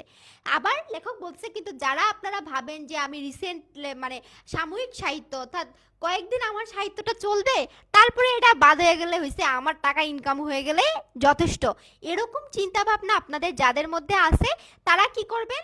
তারা হচ্ছে আপনারা কি করবেন? তাদের জন্য এই রুল না, এই যে আপনারা এই এই বিষয়ে ফলো করার দরকার নাই। বিদ্যা প্রকাশের চেষ্টা করিবেন না, বিদ্যা থাকিলে তাহা আপনি প্রকাশ পায়, চেষ্টা করিতে হয় না। বিদ্যা প্রকাশের চেষ্টা পাঠকের অতিশয় বিরক্তিকর এবং রচনার পরিপাট্যের বিশেষ হানিজনক। এখনকার প্রবন্ধে ইংরেজি, সংস্কৃত, ফরাসি, জার্মান কোটেশন বড় বেশি দেখতে পাই। যে ভাষা আপনি জানেন না, পরের গ্রন্থের সাহায্যে সেই ভাষা হইতে কদাচ উদ্ধৃত করিবেন না। লেখক খুব সুন্দর একটা কথা বলছে যে আপনি শুধু শুধু এত পণ্ডিতি করতে যাবেন না। আপনার ভিতরে যদি জ্ঞান থাকে সেটা আপনা আপনি প্রকাশ পাবে, আপনার দরকার নাই অত পণ্ডিতি করার। এখানে পণ্ডিতি করার বলতে বোঝাচ্ছে অনেক সাহিত্যিকরা থাকে, তারা তাদের লেখা বইগুলোতে কি করে জানো? ইংরেজি কোটেশন, ফার্সি শব্দ, সংস্কৃত শব্দ, তারপরে হিন্দি শব্দ, তারপরে বড় বড় বিখ্যাত বিখ্যাত রাইটারদের যে উক্তি, এগুলো এনে তারা জুড়ে দেয় তাদের বইয়ের মধ্যে। অন্য মানুষদের উক্তি এনে, উদ্ধৃতি মানে কি? উদ্ধৃতি মানে হচ্ছে অন্য কারোর কথা, ঠিক আছে? অন্যের কথা। কোটেশন, কোটেশন মানে কি? অন্যের মন্তব্য বা লেখা, অন্যের মন্তব্য বা হচ্ছে লেখা অনেকে এনে আমরা জুড়ে দেই। আরে ভাই, তুমি যদি অন্য মানুষের কথা এনে তোমার বইয়ে জুড়েই দাও, তাহলে সেই লেখকের, সেই বইয়ের তোমার রাইটার হওয়ার কি দরকার? তুমি যদি তোমার নিজের মতে প্রকাশ করতে না পারো, দরকার আছে? কোনো দরকার নাই তো। এটাই বলতেছে লেখক যে অতি মাত্রায় আপনারা পণ্ডিতি করতে যাবেন না। এই জিনিসগুলো করার কি দরকার? আপনার নিজের যতটুকু জ্ঞান আছে আপনি সেটা কাজে লাগিয়ে লেখালেখি করুন। আপনার তো অন্য কারোর উক্তি, অন্য কারোর উদ্ধৃতি, অন্য কোনো কোটেশন, অন্য ভাষার ব্যবহার করার কোনো দরকার নাই। এটাই লেখক বলছে। তারপরে দেখো 8 নাম্বার রুলসে বলছে যে অলংকার প্রয়োগ বা রসিকতার জন্য চেষ্টিত হইবেন না। স্থানে স্থানে অলংকার বা ব্যঙ্গের প্রয়োজন হয় বটে, লেখকের ভাণ্ডারে এই সামগ্রী থাকিলে প্রয়োজন মতে আপনি আসিয়া পৌঁছবে, ভাণ্ডারে না থাকলে মাথা কুটিলেও আসবে না। অসময়ে বা শূন্য ভাণ্ডারে অলংকার প্রয়োগের যা রসিকতার চেষ্টার মতো কদর্য আর কিছুই না। অলংকার হচ্ছে কি? সাহিত্যের একটা কি বলতো, সাহিত্যের পোশাক বলা যাইতে পারে। সাহিত্যের পোশাক হচ্ছে অলংকার। আমরা কি করি? যখন কোথাও বেড়াতে যাই তখন আমরা নানা ধরনের অলংকার পরিধান করি, একটু সুন্দর শাড়ি পরি, একটা গলার হার পরি, মেয়েরা একটু চুড়ি পরি, এটা করি, অ্যান করি, ত্যান করি। এগুলো কেন করি আমরা? যেন আমাদেরকে আরেকটু সুন্দর দেখায়, আমি যে লুকে আছি সেই লুক থেকে যেন আমাকে আরেকটু সুন্দর দেখায়। তো সাহিত্যিকরাও কিন্তু তাদের লেখাটাকে আরেকটু সুন্দর, আরেকটু মনোরঞ্জন, আর একটু মানে সাবলীল করতে গিয়ে তারা অনেক ধরনের অলংকার ব্যবহার করে থাকে। এখন লেখক বলতেছে আপনার ভিতরে যদি সেই গুণটা থাকে, সেটা আপনা আপনি আপনি প্রেক্ষাপটের আলোকে আপনি সেই অলংকারটা ব্যবহার করতে পারবেন। কিন্তু এমনটা দরকার নাই যে প্রত্যেক লাইনে লাইনে আপনি হচ্ছে ব্যঙ্গার্থ শব্দ ব্যবহার করতেছেন, কাউকে উপহাস করে কথা বলতেছেন, ঢং করে কথা বলতেছেন, বেশি বেশি অলংকার আনার চেষ্টা করতেছেন। এই জিনিসটা আরো নবীন লেখকদের যে লেখা সেটাকে কি করে ফেলতেছে? আরো কৃত্রিম করে ফেলতেছে। তো লেখক বলতেছে যেটা আপনার ভান্ডারে যদি থাকে সেটা আপনি আপনা আপনি প্রকাশ করতে পারবেন। শুধু শুধু এত বেশি ব্যঙ্গার্থ, ব্যঙ্গার্থ মানে কি? ব্যঙ্গার্থ মানে হচ্ছে তোমার কি মানে উপহাস করা, ঠিক আছে? কোথায় যেন পাইছিলাম, এই যে ব্যঙ্গার্থ মানে হচ্ছে উপহাস, হাসি ঠাট্টা, উপহাস বা হাসির ছলে ঠাট্টার ছলে কোনো কিছু শেখানো, এটাকে বলা হচ্ছে ব্যঙ্গার্থ। তো লেখক বলতেছে যে এই অলংকার এবং ব্যঙ্গার্থ আপনার ভান্ডারে থাকলে ইজিলি চলে আসবে। সো শুধু শুধু আপনার অতিরিক্ত ব্যবহার এটা আসলে আরো কদর্য, আপনার লেখাটাকে আরো বেশি কদর্য করে ফেলে। কদর্য মানে কি? কদর্য মানে হচ্ছে কুৎসিত, আরো বেশি কুৎসিত করে ফেলে, আরো বেশি কুৎসিত করে ফেলে। এটা মনে রাখবা। ক্লিয়ার? ওকে, আচ্ছা, আর অল্প কয়েকটা রুলস আছে, তারপর শেষ। যে স্থানে অলংকার বা ব্যঙ্গ বড় সুন্দর বলিয়া বোধ হবে সেই স্থানটি কাটিয়া দিবে, এটি প্রাচীন বিধি।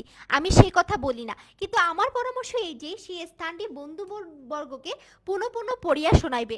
যদি ভালো না হইয়া থাকে তবে 2-4বার পড়িলে লেখকের নিজেরই আর উহা ভালো লাগিবে না, বন্ধুবর্গের নিকট পড়তে লজ্জা করিবে, তখন উহা কাটিয়া দিবে। তো দেখো, আগেরকার সময় একটা নিয়ম ছিল যে যে লাইনের মধ্যে ব্যঙ্গার্থ ব্যবহার করা হতো বা উপহাস করে, কাউকে উপহাস করে কিছু বলা হইতো বা মজার ছলে কাউকে কিছু শেখানো হইতো, তখন আগেরকার লেখকরা সেটাকে কেটে দিত। তারা হচ্ছে এই জিনিসটা ব্যবহার করতো না। কেন করতো না? তো লেখক বলতেছে প্রথমবার পড়লে যে লাইনটা আমাদের কাছে অনেক ভালো লাগে, এই লাইনটা যখন আমরা 5 থেকে 7 বার পড়বো, যখন আমাদের ভালো লাগবে না তখন সেটাকে আমরা কেটে দিব। অথবা আমরা কি করব, আমাদের বন্ধু বান্ধবদেরকে শোনাবো। ধরো আমি খুব মজার ছলে একটা বাক্য লিখছি, তো এই বাক্যটা আমি বারবার পড়ে আমার বন্ধুদেরকে শোনাবো। তখন যদি আমার বন্ধুরা বিরক্ত হয়, যে ওদের ভালো না লাগে, তখন সেটা আমি কেটে দিব, সেটা আর আমি ব্যবহার করব না। আর যদি এরকম হয় যে না, আমার বন্ধুরা এটা খুব পছন্দ করতেছে, তখনই কেবল আমি সেটা কি করব, আমার সাহিত্যে ব্যবহার করব। এটা বলছে। সকল অলংকারের শ্রেষ্ঠ অলংকার, ভেরি ভেরি ইম্পর্টেন্ট, ক নাম্বার প্রশ্ন প্লাস হচ্ছে এমসিকিউর জন্য। সকল অলংকারের শ্রেষ্ঠ অলংকার হচ্ছে সরলতা। সরলতা মানে কি? একজন শিক্ষকের ক্ষেত্রে দেখবা, একজন শিক্ষক বা একজন অফিসের যিনি অফিসার থাকেন বা অফিসের যিনি সিইও থাকেন, তার যে মানে প্রধান বৈশিষ্ট্য হওয়া উচিত, তার কথা যেন সহজে সবাই বুঝতে পারে। একজন শিক্ষকের পড়া সহজে যেই বুঝতে পারবে, সেই শিক্ষকটাই কিন্তু তত বেশি পরিমাণে সম্মান পাওয়ার যোগ্য, যে সেই সহজে একটা জিনিস তার শিক্ষার্থীদেরকে বোঝাতে পারতেছে। সো লেখক ঠিক সেম কথাটাই বলছে, যে একজন সাহিত্যিকের উদ্দেশ্য থাকবে তার লেখাটা যতটা সহজভাবে সরলভাবে মানুষের সামনে প্রেজেন্ট করা যায়। তাহলে কি হবে? তাহলে হচ্ছে সেই লেখাটা যখন সাধারণ জনগণ পড়তে পারবে, তখনই তুমি লেখক হিসেবে সার্থক। তো এটা বলছে যে সকল অলংকারের অর্থাৎ সকল সৌন্দর্যের শ্রেষ্ঠ সৌন্দর্য হচ্ছে সরলতা। যিনি সোজা কথায় আপনার মনের ভাব সহজে পাঠককে বুঝাইতে পারেন, তিনিই হচ্ছেন একজন শ্রেষ্ঠ লেখক। কেননা লেখার উদ্দেশ্য পাঠককে বোঝানো। এটা সবসময় মাথায় রাখবা। এত কঠিন কঠিন শব্দ ব্যবহার করে, এত কঠিন কঠিন সাহিত্য রচনা করে লাভ নাই, যদি না আপনার পাঠক সেটা পড়তে পারে। আপনার পাঠক যখন সেটা সহজভাবে পড়তে পারবে, তখনই আপনার লেখাটা সার্থক হবে। তারপরে দেখো কি বলছে, কাহারও অনুকরণ করিও না, অনুকরণে দোষগুলি অনুকৃত হয়, গুণগুলি হয় না।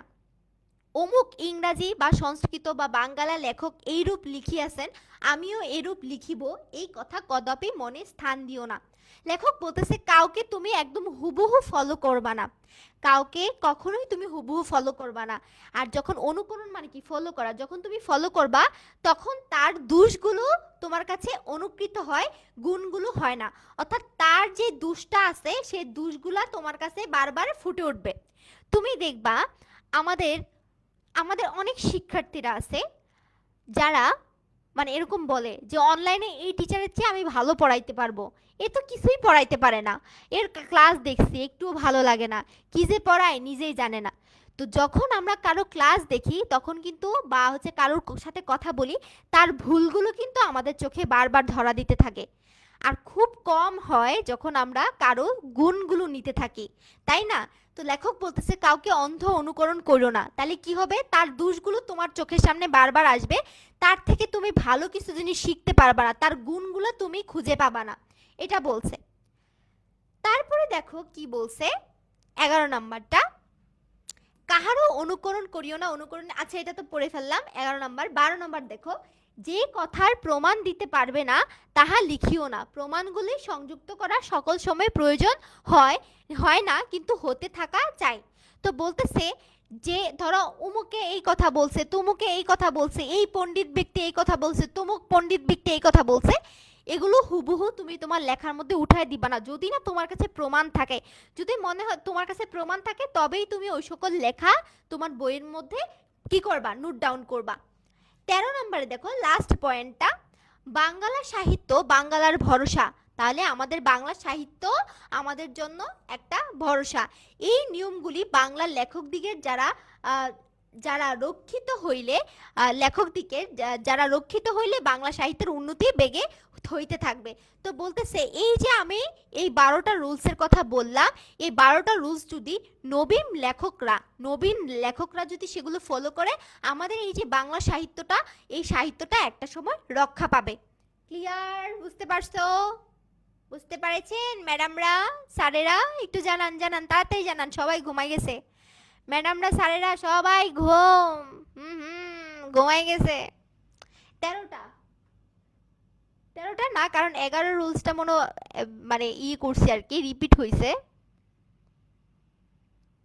আপু বঙ্গ মানে কি? বঙ্গ মানে হচ্ছে বাংলা, ঠিক আছে? বঙ্গ মানে হচ্ছে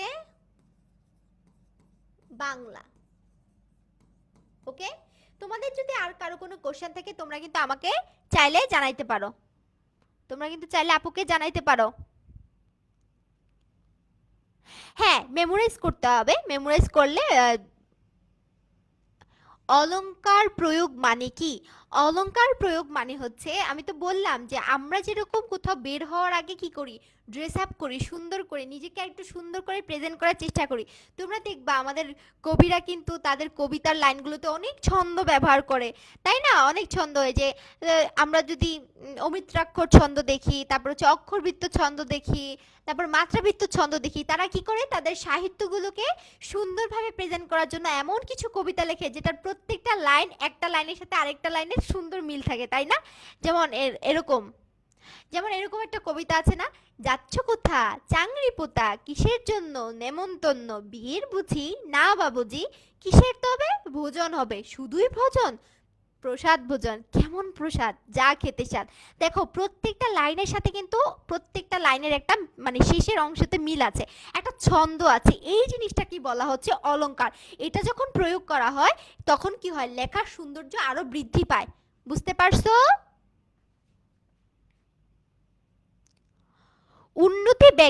উন্নতি বেগে মানে হচ্ছে আমরা যদি এই নিয়মগুলো ফলো করতে থাকি, তাহলে আমাদের যে বাংলা সাহিত্য আছে সেটা আস্তে আস্তে আপডেটেড হইতে থাকবে, উন্নত হইতে থাকবে, যেটাকে বলা হচ্ছে আপডেটেড হইতে থাকবে।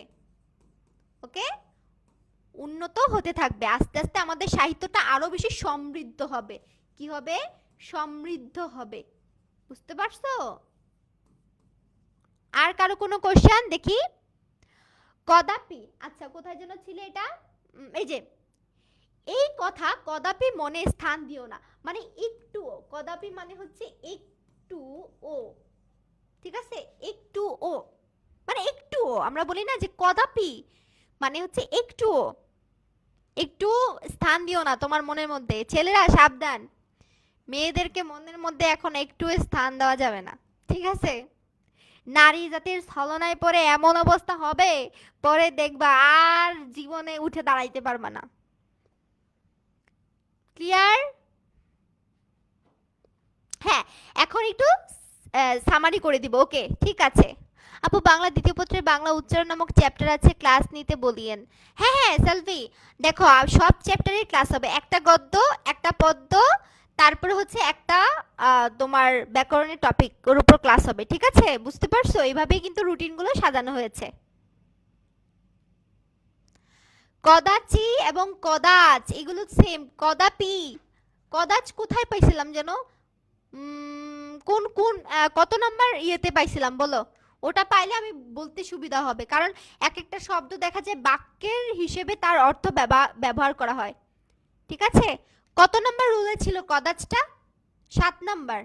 ওকে, 7 নাম্বার রোল, 7 নাম্বার। এটা কি করলাম?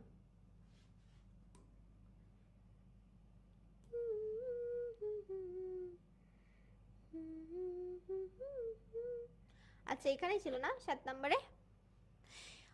বিদ্যা প্রকাশের চেষ্টা করিবেন না, বিদ্যা থাকিলে তাহা আপনিই প্রকাশ পাই চেষ্টা করিতে হয় না। বিদ্যা প্রকাশের চেষ্টা পাঠকের অতিশয় বিরক্তকর এবং রচনার পরিপাট্যের বিশেষ হানিজনক। এখনকার আর প্রবন্ধে ইংরেজি, সংস্কৃত, ফার্সি, জার্মান কোটেশন বড় বেশি দেখতে পাই। যেই ভাষা আপনি জানেন না, পরের গ্রন্থের সাহায্যে সে ভাষা হইতে কদাচ উদ্ধৃত করিবেন না। অর্থাৎ বলতেছে যেটা আপনি জানেন না সেই জিনিসটাকে তো আপনার হচ্ছে অন্য জায়গা থেকে উঠায় আনার কোনো দরকার নাই। এখানে আসলে কদাচ বলতে বলতেছে যেই ভাষা আপনি জানেন না, পরের গ্রন্থের সাহায্যে সেই ভাষা হইতে কদাচ উদ্ধৃত করিবেন না, মানে সেখান থেকে কিছুটা আনার দরকার নাই। তা আমি এরকম না যে অনেকে এরকম করে যে ইংরেজি পারে না কিন্তু তারপরেও কথায় কথায় দোস্ত লাইক, ও ইয়া লাইক, মানে প্রত্যেক কথায় কথায় লাইক বলে, তারপরে হচ্ছে বলে বাই দ্য ওয়ে, তারপরে হচ্ছে মানে দেখবা যারা বেশিরভাগ সময় মানে কথার মধ্যে লাইক শব্দটাই বেশি বলে আমি দেখছি, যে লাইক, অন দ্য ওয়ে, ও ইয়া ইয়া এরকম টাইপের শব্দ ব্যবহার করে। তো ভাই তুই বললে পুরোটা ইংরেজিতে বল, না হলে তো এত ঢং করার কিছু নাই। তো লেখক বলতেছে যে ভাষা সম্পর্কে তোমার জ্ঞান নাই সেই ভাষার কিছু কিছু শব্দ ব্যবহার করে তোমার এত পণ্ডিত করার তো কোনো দরকার নাই, তাই না? তো এটাই বলছে, মানে কিছুটা, কদাচ মানে হচ্ছে কিছুটা। তো বলতেছে যে অন্যের গ্রন্থের মানে পরের গ্রন্থের সাহায্যে সেই ভাষা হইতে কদাচ উদ্ধৃত করিবেন না, মানে অন্য জায়গা থেকে কিছুটা আইনা এখানে ওখানে ওখানে এখানে দিয়ে নিজেকে অনেক বড় প্রমাণ করার কোনো দরকার নাই। বুঝতে পারছো? ওকে, তাহলে এই কয়টা রুলস আমরা শুরু থেকে যদি দেখি, একটু আমি রিক্যাপ করে দিচ্ছি তোমাদেরকে, একটু সামারি করি। প্রথমত আমাদেরকে খ্যাতি অর্জনের জন্য লেখা যাবে না, ঠিক আছে? যখন আমরা ভালো লিখবো তখন আমাদের খ্যাতি এমনি আসবে। দ্বিতীয়ত টাকা উপার্জনের জন্য আমাদের লেখালেখি করা যাবে না, কারণ আমাদের এখনো সেই দিন আসে নাই মানুষের লোকরঞ্জনের যে প্রবৃত্তি, অর্থাৎ মানুষকে খুশি করার জন্য আমাদের লেখালেখি করা যাবে না। আর হচ্ছে আর যদি এরকম হয়, 3 নাম্বার রুলস এরকম ছিল, যদি এরকম হয় রিসেন্ট কোনো ব্যাপার নিয়ে আপনি লেখালেখি করে জনগণের উপকার করতে পারবেন, তাহলে আপনি চাইলে লেখালেখি করতে পারেন। তবে অন্য কোনো উদ্দেশ্য বা অন্য খ্যাতি, সেলিব্রিটি বা হচ্ছে ভাইরাল হওয়ার উদ্দেশ্য যদি আপনি লেখালেখি করেন, তাহলে আপনি যাত্রাপালার বসে যে ব্যবসায়ীদের থেকেও আপনি আরো বেশি নগণ্য। তারপরে দেখো কি বলছে, 4 নম্বরে বলছে যে যেটা আমাদের ধর্ম বিরুদ্ধ, যেটা আমাদের নীতি নৈতিকতার বিরুদ্ধে, এমন কিছু লেখা যাবে না। তারপরে বলছে যে হঠাৎ করে একটা লেখা আমরা ছাপিয়ে দিব না, সেটা কিছুদিন রেখে দিব, তারপর আস্তে আস্তে আপডেট করে করে সেটাকে আমরা প্রকাশ করব। তারপরে দেখো কি বলছে, যেই বিষয়ে তোমার কোনো জ্ঞান নাই সেই বিষয়ে লেখালেখি করার দরকার নাই। তারপরে অতি পণ্ডিতি করে তোমার নিজের বিদ্যা প্রকাশের দরকার নাই, তোমার ভিতরে যদি পাণ্ডিত্য থাকে সেটা আপনা আপনি প্রকাশ পাবে। তো এই জন্য হচ্ছে অন্য ভাষার শব্দ, অন্য কোটেশন, অন্যান্য লেখকদের উক্তি এগুলো লেখালেখির দরকার নাই। অলংকার প্রয়োগ বা রসিকতার জন্য তোমাকে বলছে যে অলংকার যদি প্রয়োগ করার তোমার সামর্থ্য থাকে তুমি করবা, কিন্তু অতিরিক্ত করতে গিয়ে আবার নিজের লেখাটাকে একদম হাস্যরসাত্মক বানায় ফেলো না, এই কথা বলছে। তারপরে বলছে যেখানে অলংকার দিলে সুন্দর লাগবে সেটা আগেরকার লেখকরা কেটে দিত, কিন্তু তুমি সেই কাজটা না করে বারবার পড়ার চেষ্টা করবা, বন্ধুদের দিয়ে পড়ানোর চেষ্টা করবা, যদি সেটা ভালো লাগে শুনতে তাহলে তুমি সেটা তোমার লেখায় প্রকাশ করবা। সকল অলংকারের শ্রেষ্ঠ অলংকার হচ্ছে সরলতা, কারণ তোমার লেখাটা যত সহজে মানুষ পড়তে পারবে ততই তোমার গ্রহণযোগ্যতা বৃদ্ধি পাবে। অন্যকে অন্ধ অনুকরণ করতে নিষেধ করা হয়েছে, কারণ কি যখন আমরা অন্যকে অন্ধ অনুকরণ করতে থাকি তখন তার দোষগুলো আমাদের সামনে প্রকাশ পায়, তার গুণগুলো আমরা চোখে দেখতে পাই না। এই জন্যই দেখবা ফেসবুকে আমরা সারাদিন মানুষের বদনাম করে বেড়াই, মানুষের ভুল ধরার জন্য উপচে পড়ে যাই। হ্যাঁ, তো ওখানে গিয়ে দেখবা যে মানে এক একজন এত পণ্ডিত, মাঝে মাঝে মনে হয় এত পণ্ডিত যদি ফেসবুকটা থাকে তাহলে কি মূর্খ কি আমরা আসলে, তাই না? এটাই বলছে। তারপরে বলছে যে কথায় কথায় প্রমাণ দিতে হবে না আমি এটা পারি ওটা পারি হ্যান পারি ত্যান পারি, এগুলো করার কোনো দরকার নাই। তারপরে হচ্ছে বাংলা সাহিত্যের মধ্যে বলছে লেখকদেরকে এই জিনিসগুলো ফলো করার জন্য, এগুলো যদি লেখকরা ফলো করে আমাদের বাংলা সাহিত্যটা একটা সময় উন্নতির শিখরে পৌঁছে যাবে, ঠিক আছে? আচ্ছা, ব্রত মানে হচ্ছে তোমার, তুমি এটার জন্য একটু মানে ব্রত মানে হচ্ছে ডিটারমাইন্ড, আর ব্রতী মানে হচ্ছে তুমি এটা করতেছো, ডিটারমাইন্ডের সহিত তুমি এটা করতেছো সেটাকে বলা হচ্ছে ব্রতী। ব্রত মানে লক্ষ্য স্থির করা, আর সেই লক্ষ্যটাকে তুমি কি মানে সেই লক্ষ্যে পৌঁছানোর জন্য যে কাজটা করতেছো সেটা হচ্ছে ব্রতী। বুঝতে পারছো? ওকে আপু, লেখনী ধরন, লেখনির ধরন মানে কি? লেখনির ধরন মানে হচ্ছে তুমি কিভাবে লিখবা সেটার মানে ফরম্যাট আর কি, সেটাকে বলা হচ্ছে লেখনির ধরন। পড়ানোর ধরন আমরা বলি না, পড়ানোর ধরন, এর পড়ানোর ধরন, ওর পড়ানোর ধরন, লেখার ধরন, এটাকেই বলছি যে লেখনির ধরন। ক্লিয়ার? ওকে। পরিপাট কি? পরিপাটের, পরিপাট মানে হচ্ছে গুছানো, গুছানো না। পাঠ পরিচিতি মুখস্থ করার কোনো দরকার নাই। পাঠ পরিচিতিটা হচ্ছে পরীক্ষার হলে, পরীক্ষার হলে যাওয়ার পূর্বে জাস্ট একটু রিভিশন করা, মানে পুরো চ্যাপ্টারটার সামারি করা, সেটাই হচ্ছে পাঠ পরিচিতি। ঠিক আছে? ওকে। 24টা গদ্য আছে, 12টা করে পড়তে হবে। 12টা গদ্য আর হচ্ছে 12টা 12টা করেই তো, হ্যাঁ 13টা আর 12টা। ওকে আচ্ছা ঠিক আছে। এখন চলো তোমরা এখান থেকে পরীক্ষায় কি কি সিকিউ আসবে, কোন কোন পার্টের উপরে সিকিউ আসবে, সেই সিকিউ ট্রিক্সটা আমি তোমাদেরকে দিয়ে দিব। তোমাদের হাতে সবার বই আছে না এখন?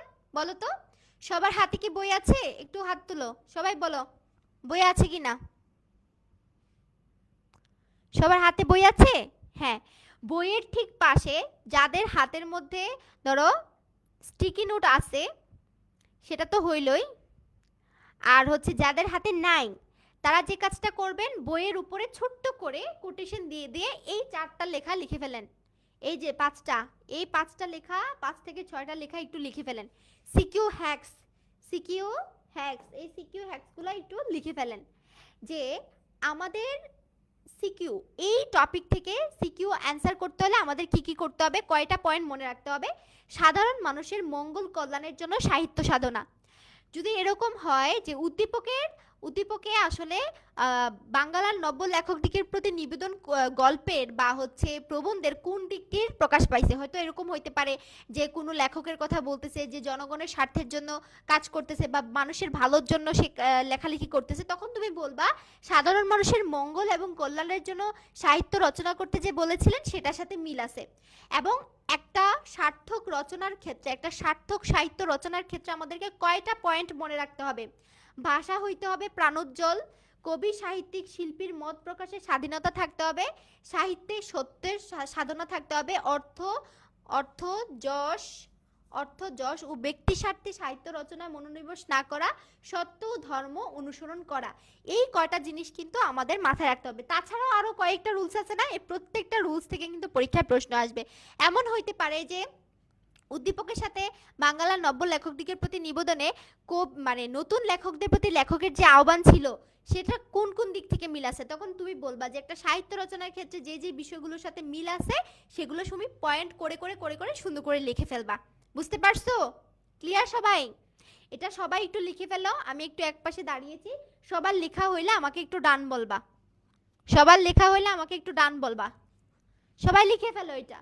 এই দুইটা পয়েন্ট, এখানে কিন্তু দুইটা পয়েন্ট, একটা হচ্ছে সাধারণ মানুষের মঙ্গল কল্যাণের জন্য সাহিত্য সাধনা করা, এই পার্টটা মনে রাখবা। আরেকটা হচ্ছে সার্থক সাহিত্য রচনার ক্ষেত্রে আমাদেরকে কি কি বিষয় খেয়াল রাখতে হবে সেই জিনিসটা। এই দুইটা পয়েন্ট জাস্ট মনে রাখো, তাইলেই যথেষ্ট। লেখা হইলে একটু ডান লিখো।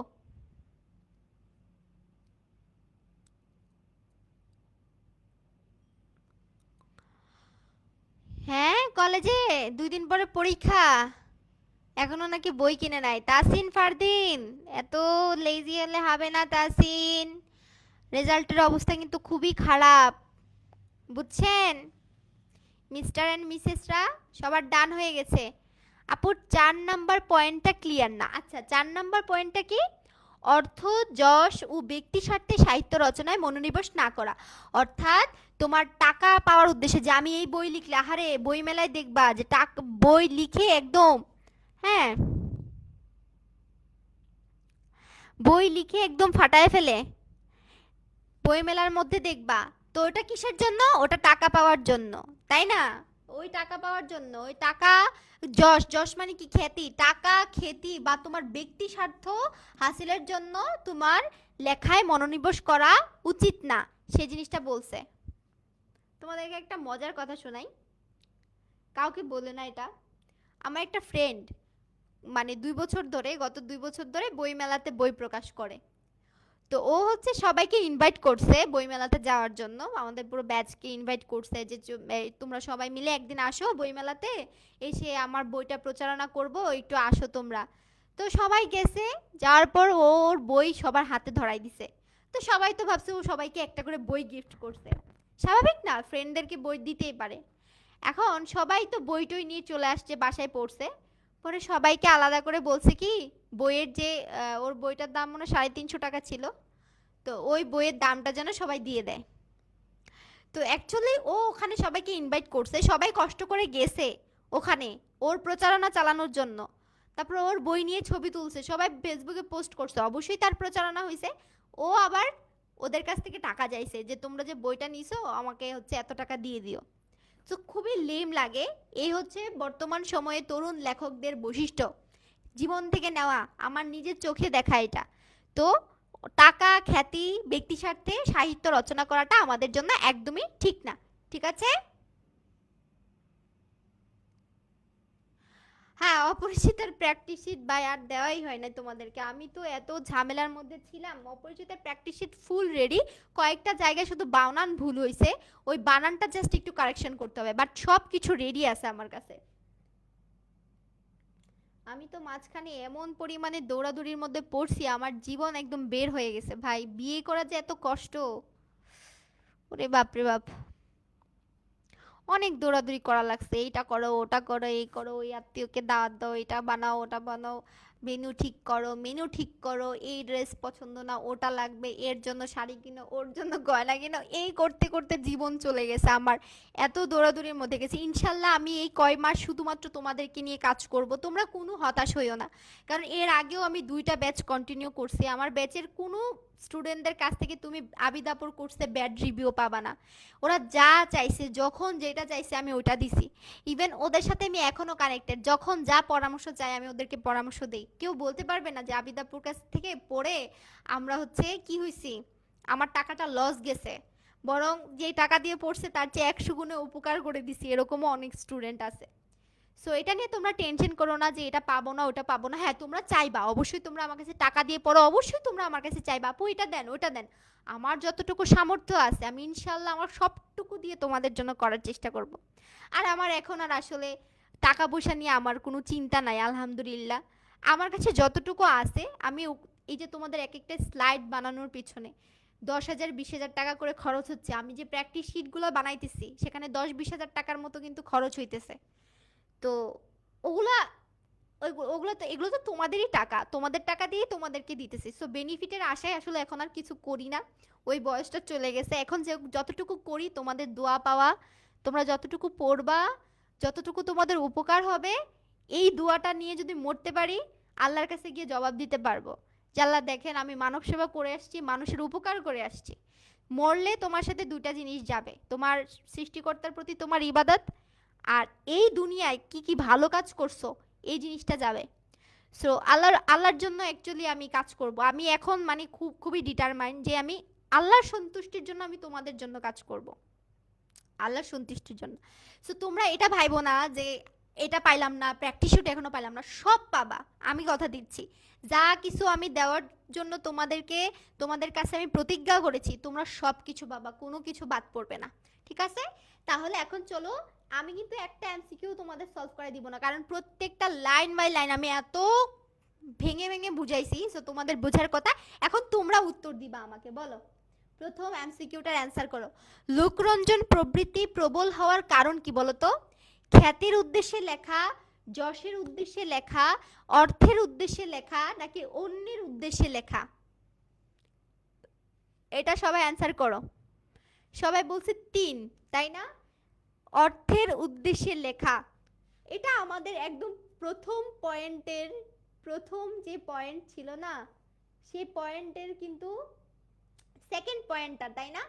সেকেন্ড পয়েন্টের কিন্তু এটা ছিল, এই যে দেখো, কই লোকরঞ্জন প্রবৃত্তি প্রবল হইয়া পড়ে কিসের জন্য?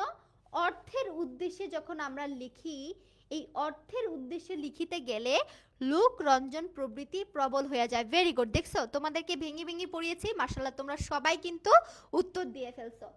তাহলে উত্তর কি হবে? উত্তর হবে আমাদের সি, অর্থাৎ অর্থের উদ্দেশ্যে লেখা। দেখো 2 নাম্বার, রচনা বিকৃত ও অনিষ্টকর হয়ে ওঠে কখন বলো তো? যখন লোকরঞ্জন প্রবৃত্তি প্রবল হয়, অর্থবৃত্তি প্রবল হলে, কঠিন ভাষায় লেখার চেষ্টা করলে, অশুদ্ধ ভাষায় লেখার চেষ্টা করলে। সবাই অ্যান্সার করো। ভেরি গুড, ভেরি গুড, ক। তাহলে অ্যান্সার হবে কি? ক। দেখো যখন তুমি লোকরঞ্জন প্রবৃত্তি হচ্ছে প্রবল হবে, অর্থাৎ মানুষকে সন্তুষ্ট করার জন্য, মানুষকে আনন্দ দেওয়ার জন্য, সহজ করে লিখি, আনন্দ দেওয়ার জন্য, মানুষকে আনন্দ দেওয়ার জন্য যখন তুমি লেখালেখি করবা, তখন তোমার লেখাটা কিন্তু বিকৃত হয়ে যাবে, মানুষের জন্য ক্ষতিকর হইতে পারে, তাই না? এখন দেখো আমাদের ইয়াং জেনারেশন এখন কি চায়?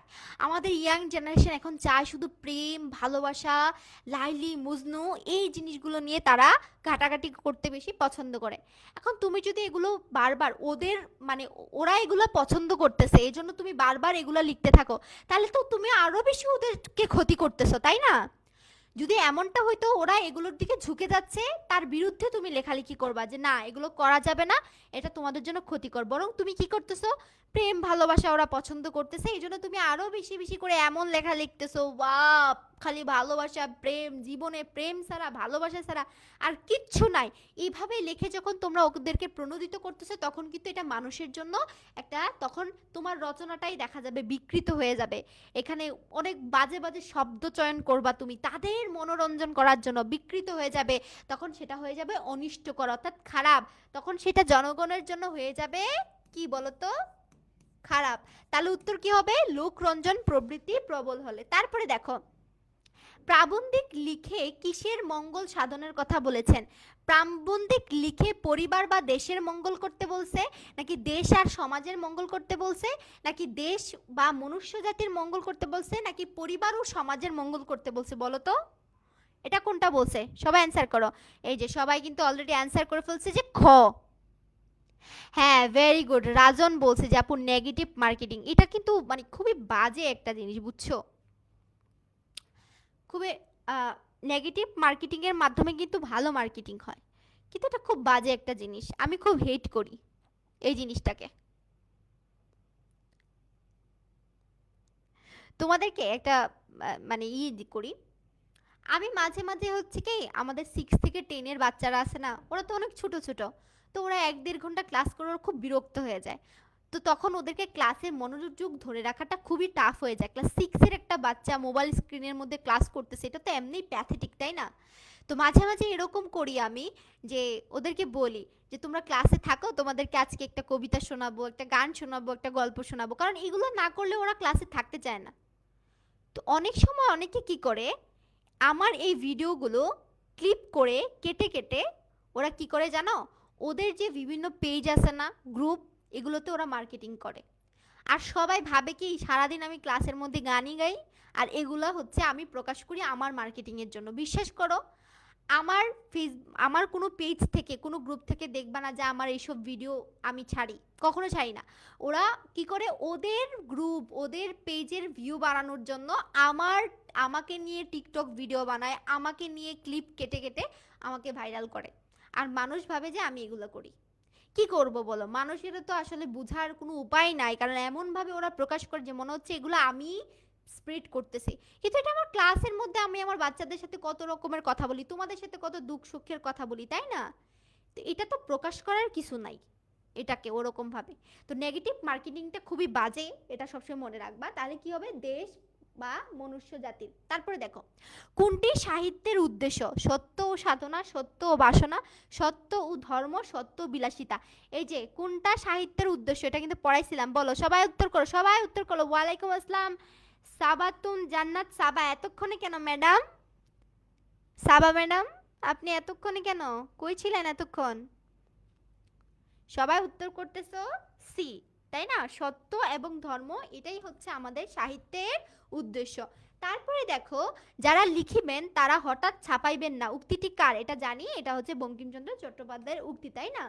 তারপরে দেখো, কিছুকাল পরে উহা সংশোধন করিবেন। প্রাবন্ধিক কি সংশোধনের কথা বলছে? চরিত্র, ইতিহাস, অভ্যাস নাকি লেখা? প্রাবন্ধিক বলছিল যেটা লিখবেন সেটা হঠাৎ করে প্রকাশ করার দরকার নাই, সেটাকে আপনি রেখে দিবেন, পরবর্তীতে এটাকে কি করবেন, আপনি এই লেখাটাকে আপনি আপডেট করবেন। ভান্ডারে না থাকিলে মাথা কুটিলেও আসিবে না। প্রাবন্ধিক এই উক্তিটি দ্বারা কোনটির প্রতি নির্দেশ দিয়েছেন?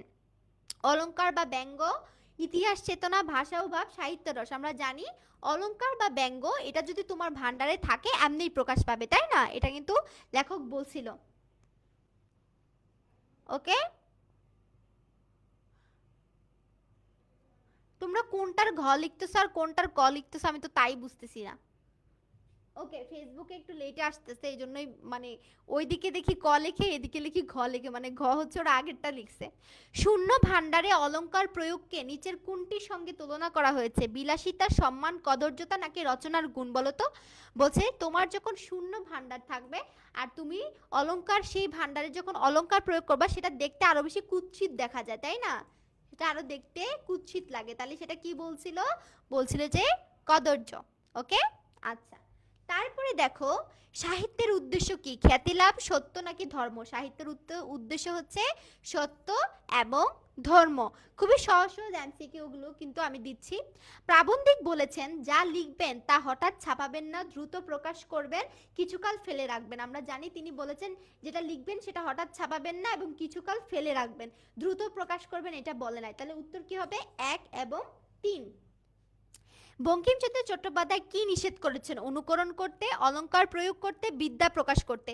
তিনি অনুকরণ করতে আমাদেরকে নিষেধ করেছেন, আর বিদ্যা প্রকাশ করতে নিষেধ করেছেন। অলংকার প্রয়োগ করতে তিনি নিষেধ করেন নাই, বলছে যে অলংকার প্রয়োগের ক্ষেত্রে কিছুটা সময় নিয়ে যাচাই বাছাই করে প্রকাশ করতে। তাহলে উত্তর হবে 1 এবং 3। নিচের যে কথাটি প্রাবন্ধিকের মতকে নির্দেশ করে?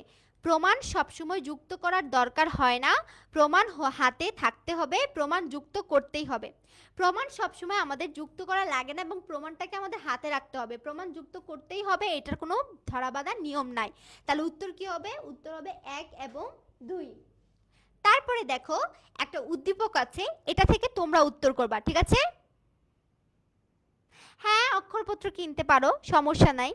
আমি তোমাদেরকে বলেছিলাম যে বাংলা দ্বিতীয় পত্রের জন্য যে কোনো একটা অ্যাডমিশন টেস্টের বই কিনবা, প্লাস হচ্ছে এমন একটা বই কিনবা যেখানে বিগত 10 বছরের 15 বছরের প্রশ্ন পাবা, দ্যাটস ইট। রফিক স্যার বলেন বর্তমানে কিছু লেখক আছেন যারা লিখেই ছাপানোর কথা চিন্তা করেন, কিন্তু লিখেই ছাপানোর কথা চিন্তা করা ঠিক নয়। লিখেই ছাপানোর চিন্তা না করে কিছুকাল ফেলে রেখে সংশোধন করলে লেখার মান বৃদ্ধি পায়। যারা লিখেই ছাপানোর চিন্তা করেন তারা সাময়িক সাহিত্য চর্চা করেন। তো উদ্দীপকের রফিক স্যারের বক্তব্যের সঙ্গে কোন প্রাবন্ধিকের বক্তব্যের মিল আছে? ওয়াও, এটার মতো সহজ আর কিছু নাই। বঙ্কিমচন্দ্র চট্টোপাধ্যায়। রফিক স্যারের কথার মধ্যে দিয়ে বাংলার নব্য লেখকদিগের প্রতি নিবেদন প্রবন্ধের কোন দিকগুলো ফুটে উঠেছে বলতো? লিখেই যারা ছাপানোর চিন্তা করেন তারা সাময়িক সাহিত্য ব্রতী, লিখে কিছুকাল ফেলে রেখে সংশোধন করলে লেখার উৎকর্ষ বাড়ে, লিখেই ছাপানোর চিন্তা করা যাবে না। বলতো কোনটা কোনটা হবে? সবাই বলো, সবাই 4 আনসার করতেছে তাই না? যে হ্যাঁ, এই 3টা কথার সাথেই কিন্তু আমাদের কি মিল আছে। তারপরে দেখো, আসলাম খুব ভালো কথা বলে, কিন্তু সে কথার মাঝে মাঝে ইংরেজি, জার্মান লেখকদের কোটেশন টেনে আনে, যা অনেক সময় শ্রোতার মনে বিরক্তি তৈরি করে। বিষয়টি একদিন সুবল স্যারের নজরে আসে। সুবল স্যার তাকে বলেন, যেই ভাষা তুমি ভালো করে জানো না সেই ভাষা ব্যবহার না করাই ভালো, কখনো বিদ্যা প্রকাশের চেষ্টা করবে না, ভেতরে বিদ্যা থাকলে তা এমনিই প্রকাশ পায়। বাংলার নব্য লেখকদিগের প্রতি নিবেদন প্রবন্ধের সঙ্গে উদ্দীপকের তুলনীয় বিষয়টা কি বলতো? কোন বিষয়টাকে আমরা তুলনা করতে পারি? সুবল স্যারের বক্তব্য, বিদ্যা প্রকাশের চেষ্টা, অজানা ভাষার কোটেশন ব্যবহার না করা। এখানে কি বলছে? বাংলার নব্য লেখকদিগের প্রতি নিবেদন প্রবন্ধের সঙ্গে উদ্দীপকের কোন বিষয়টাকে আমরা তুলনা করতে পারি? অবশ্যই আমরা সুবল স্যারের বক্তব্যকে কি তুলনা করতে পারি? বিদ্যা প্রকাশের যে চেষ্টাটা সেটাকে তুলনা করতে পারি।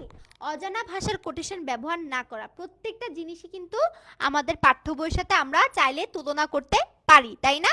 ওকে, তাহলে উত্তর কি হবে বলো? উত্তর হবে 1 2 3। আসবে সুখের দিন, তাই না? ওকে, উদ্দীপক ও আলোচ্য প্রবন্ধ অনুসারে কোন বিষয়টি পাঠকের মনে বিরক্ত তৈরি করে বলো তো? অজানা ভাষার কোটেশন ব্যবহার করা, বিদ্যা যথাসম্ভব প্রকাশ করা, বক্তব্য দীর্ঘতর করা, নাকি অলংকার ব্যবহার করা? বলো তো কোনটা? এটা একটু মাথা বুদ্ধি করে অ্যান্সার করবা। না না না,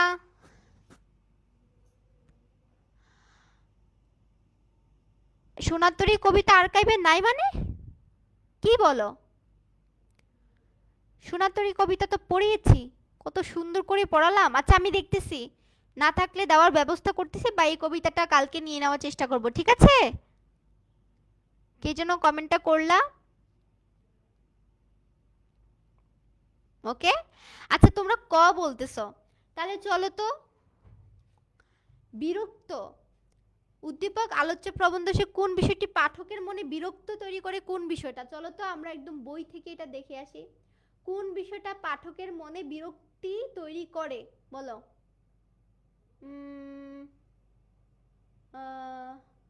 কোথায় যেন এইটাতে ছিল, তাই না?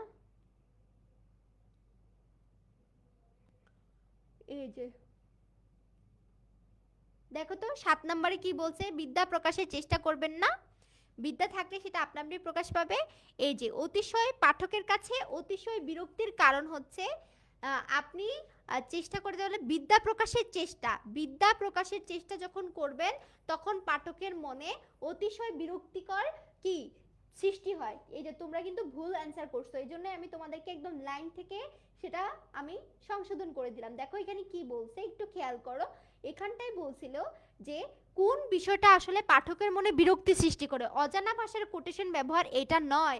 যখন তুমি বিদ্যা যথাযথ যথাসম্ভব প্রকাশ করা, যখন তুমি বিদ্যা প্রকাশ করতে চাইবা তখন সেই জিনিসটা কিন্তু পাঠকের মনের মধ্যে বিরক্তি সৃষ্টি করে। তাহলে উত্তর কি হবে? উত্তর হবে 3। এই যে মাথা ঠান্ডা করে উত্তর করতে হবে। ভাষার মাধুর্য ও উৎকর্ষ বৃদ্ধি করে এমন গুণকে কি বলে? ভাষার রূপভেদ, উপমা, নাকি অলংকার? ভাষার মাধুর্য এবং উৎকর্ষ বৃদ্ধি করে এমন গুণকে কি বলে? অলংকার বলে। বাংলার নব্য লেখকদিগের প্রতি নিবেদন প্রবন্ধের তাৎপর্যপূর্ণ দিক কোনটা বলতো? সর্বকালীন দেশীয় আবেদন, সর্বকালীন বৈশ্বিক আবেদন, সর্বকালীন জাতীয় আবেদন, সর্বকালীন রাষ্ট্রীয় আবেদন। আমরা জানি এই যে তার লেখাটা, এটা কিন্তু মানে একদম বৈশ্বিক আবেদন, কারণ সারা বিশ্বের নতুন লেখকদের জন্য কিন্তু এই জিনিসগুলো ফলো করা উচিত। তাহলে কি হবে? বৈশ্বিক আবেদন। তারপরে দেখো একদম লাস্ট কোশ্চেন, নবীন লেখকেরা বঙ্কিমচন্দ্র চট্টোপাধ্যায়ের পরামর্শ মান্য করলে কারা উপকৃত হবে বলতো? যারা নতুন লেখক তারা যদি বঙ্কিমচন্দ্র চট্টোপাধ্যায়ের পরামর্শটা মানে তাহলে কাদের উপকার হবে? প্রকাশক লেখক, লেখক পাঠক, পাঠক প্রকাশক, প্রকাশক ও সাধারণ মানুষ। কাদের উপকার হবে বলতো? কাদের উপকার হবে? ভেরি গুড, যারা লেখক এবং যারা পাঠক তাদেরই কিন্তু উপকারটা হবে। আজকের ক্লাসটা কেমন লাগছে তোমরা একটু বলো তো। এই ক্লাসটা কিন্তু সহজ, কিন্তু যখন আমি সাহিত্য খেলা পড়াতে যাব তোমাদেরকে যে কেমনে পড়াবো সেটাই ভাবতেছি। তোমরা তো এখনো অনেক ছোট, আসলে তোমাদেরকে আরো ভেঙে ভেঙে বুঝাইতে হবে, বুঝতে পারছি। বাট 26 ব্যাচ অনেক মানে অনেক অ্যাডভান্স ছিল, আমি ওদেরকে মানে দেখা যাইতো যে আমি ভেঙে ভেঙে বুঝালে ওরা বলতো আপু একটু অ্যাডভান্স বুঝান, মানে মোটামুটি বুঝতো। বাট তোমরা এখনো অনেক ছোট, সো তোমাদেরকে আরো ভেঙে ভেঙে বুঝাইতে হবে। তো আশা করতেছি ক্লাসটা তোমরা একদম line by line point to point বুঝতে পারছো, এবং এই যে গল্পটা সেটার মূল ভাবটাও তোমাদের কাছে ক্লিয়ার হয়ে গেছে, তাই না? আপু অ্যাডমিশনের জন্য কোন বই? অ্যাডমিশনের জন্য চাইলে কিন্তু তোমরা, অনেক বই আছে আসলে, আমার কাছে তো সব বই মোটামুটি ভালো লাগে। ব্যাকরণের জন্য ধ্রুবটা কিনবা, ব্যাকরণের জন্য ধ্রুব বা অন্বেষণ যে কোনো একটা কিনবা ব্যাকরণের জন্য। আর প্রথম পত্রের জন্য হচ্ছে প্যানাসিয়া বা হচ্ছে তোমার বাংলা বিচিত্রা বা হচ্ছে তোমার অভিযাত্রীটা ভালো। আমি বলবো অ্যাডমিশনের জন্য বলতেছি ময়মুনা আক্তার মমি, ময়মুনা আক্তার মমি। আচ্ছা এখানে তো করার অপশনটা নাই, তোমাদের কথাগুলো তাহলে শুনতে পারতাম, দাঁড়াও।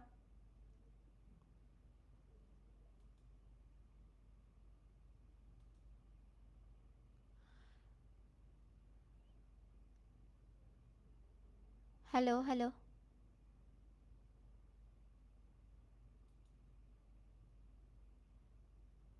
এটা তো মাইক।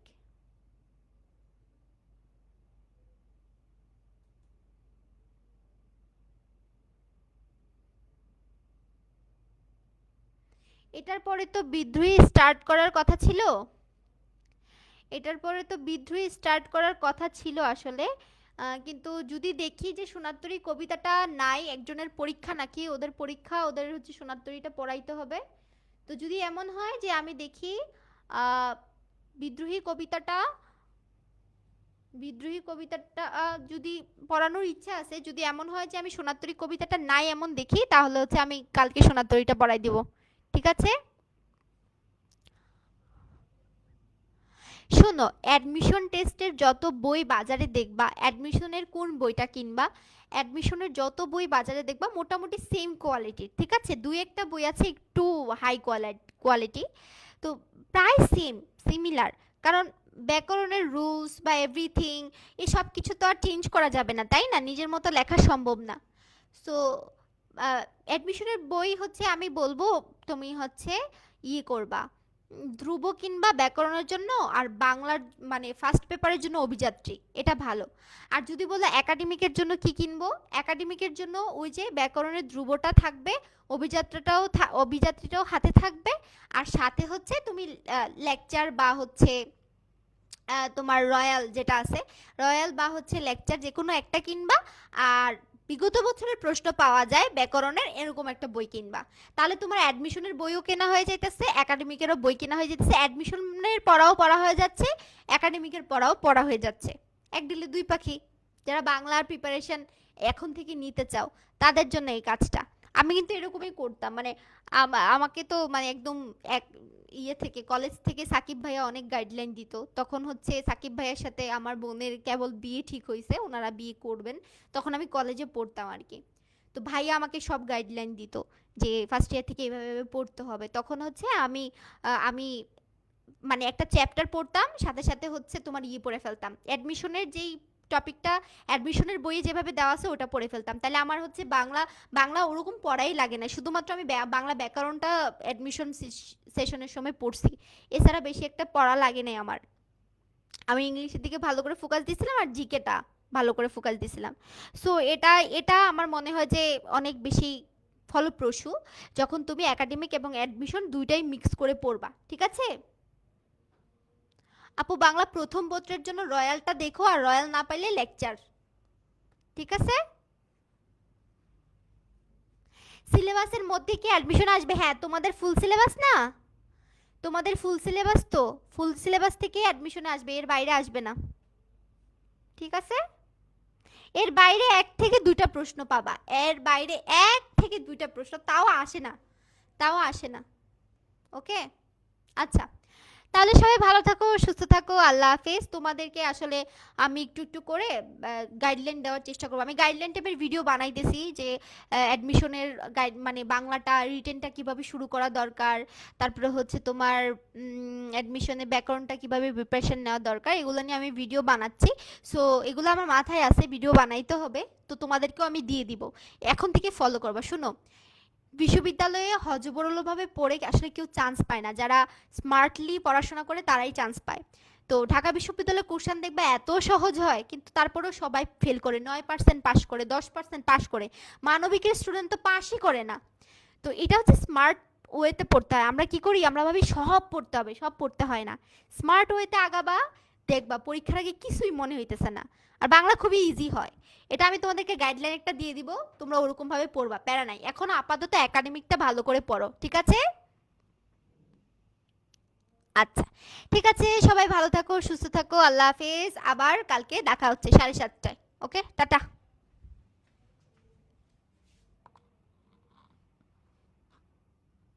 12টা গদ্য, 13টা পদ্য, সাথে সহপাঠের 2টা টপিক বাবা, শুধুমাত্র 12টা না, 24, 25, 26, 27, 27টা টপিক থাকে তোমাদের টোটাল।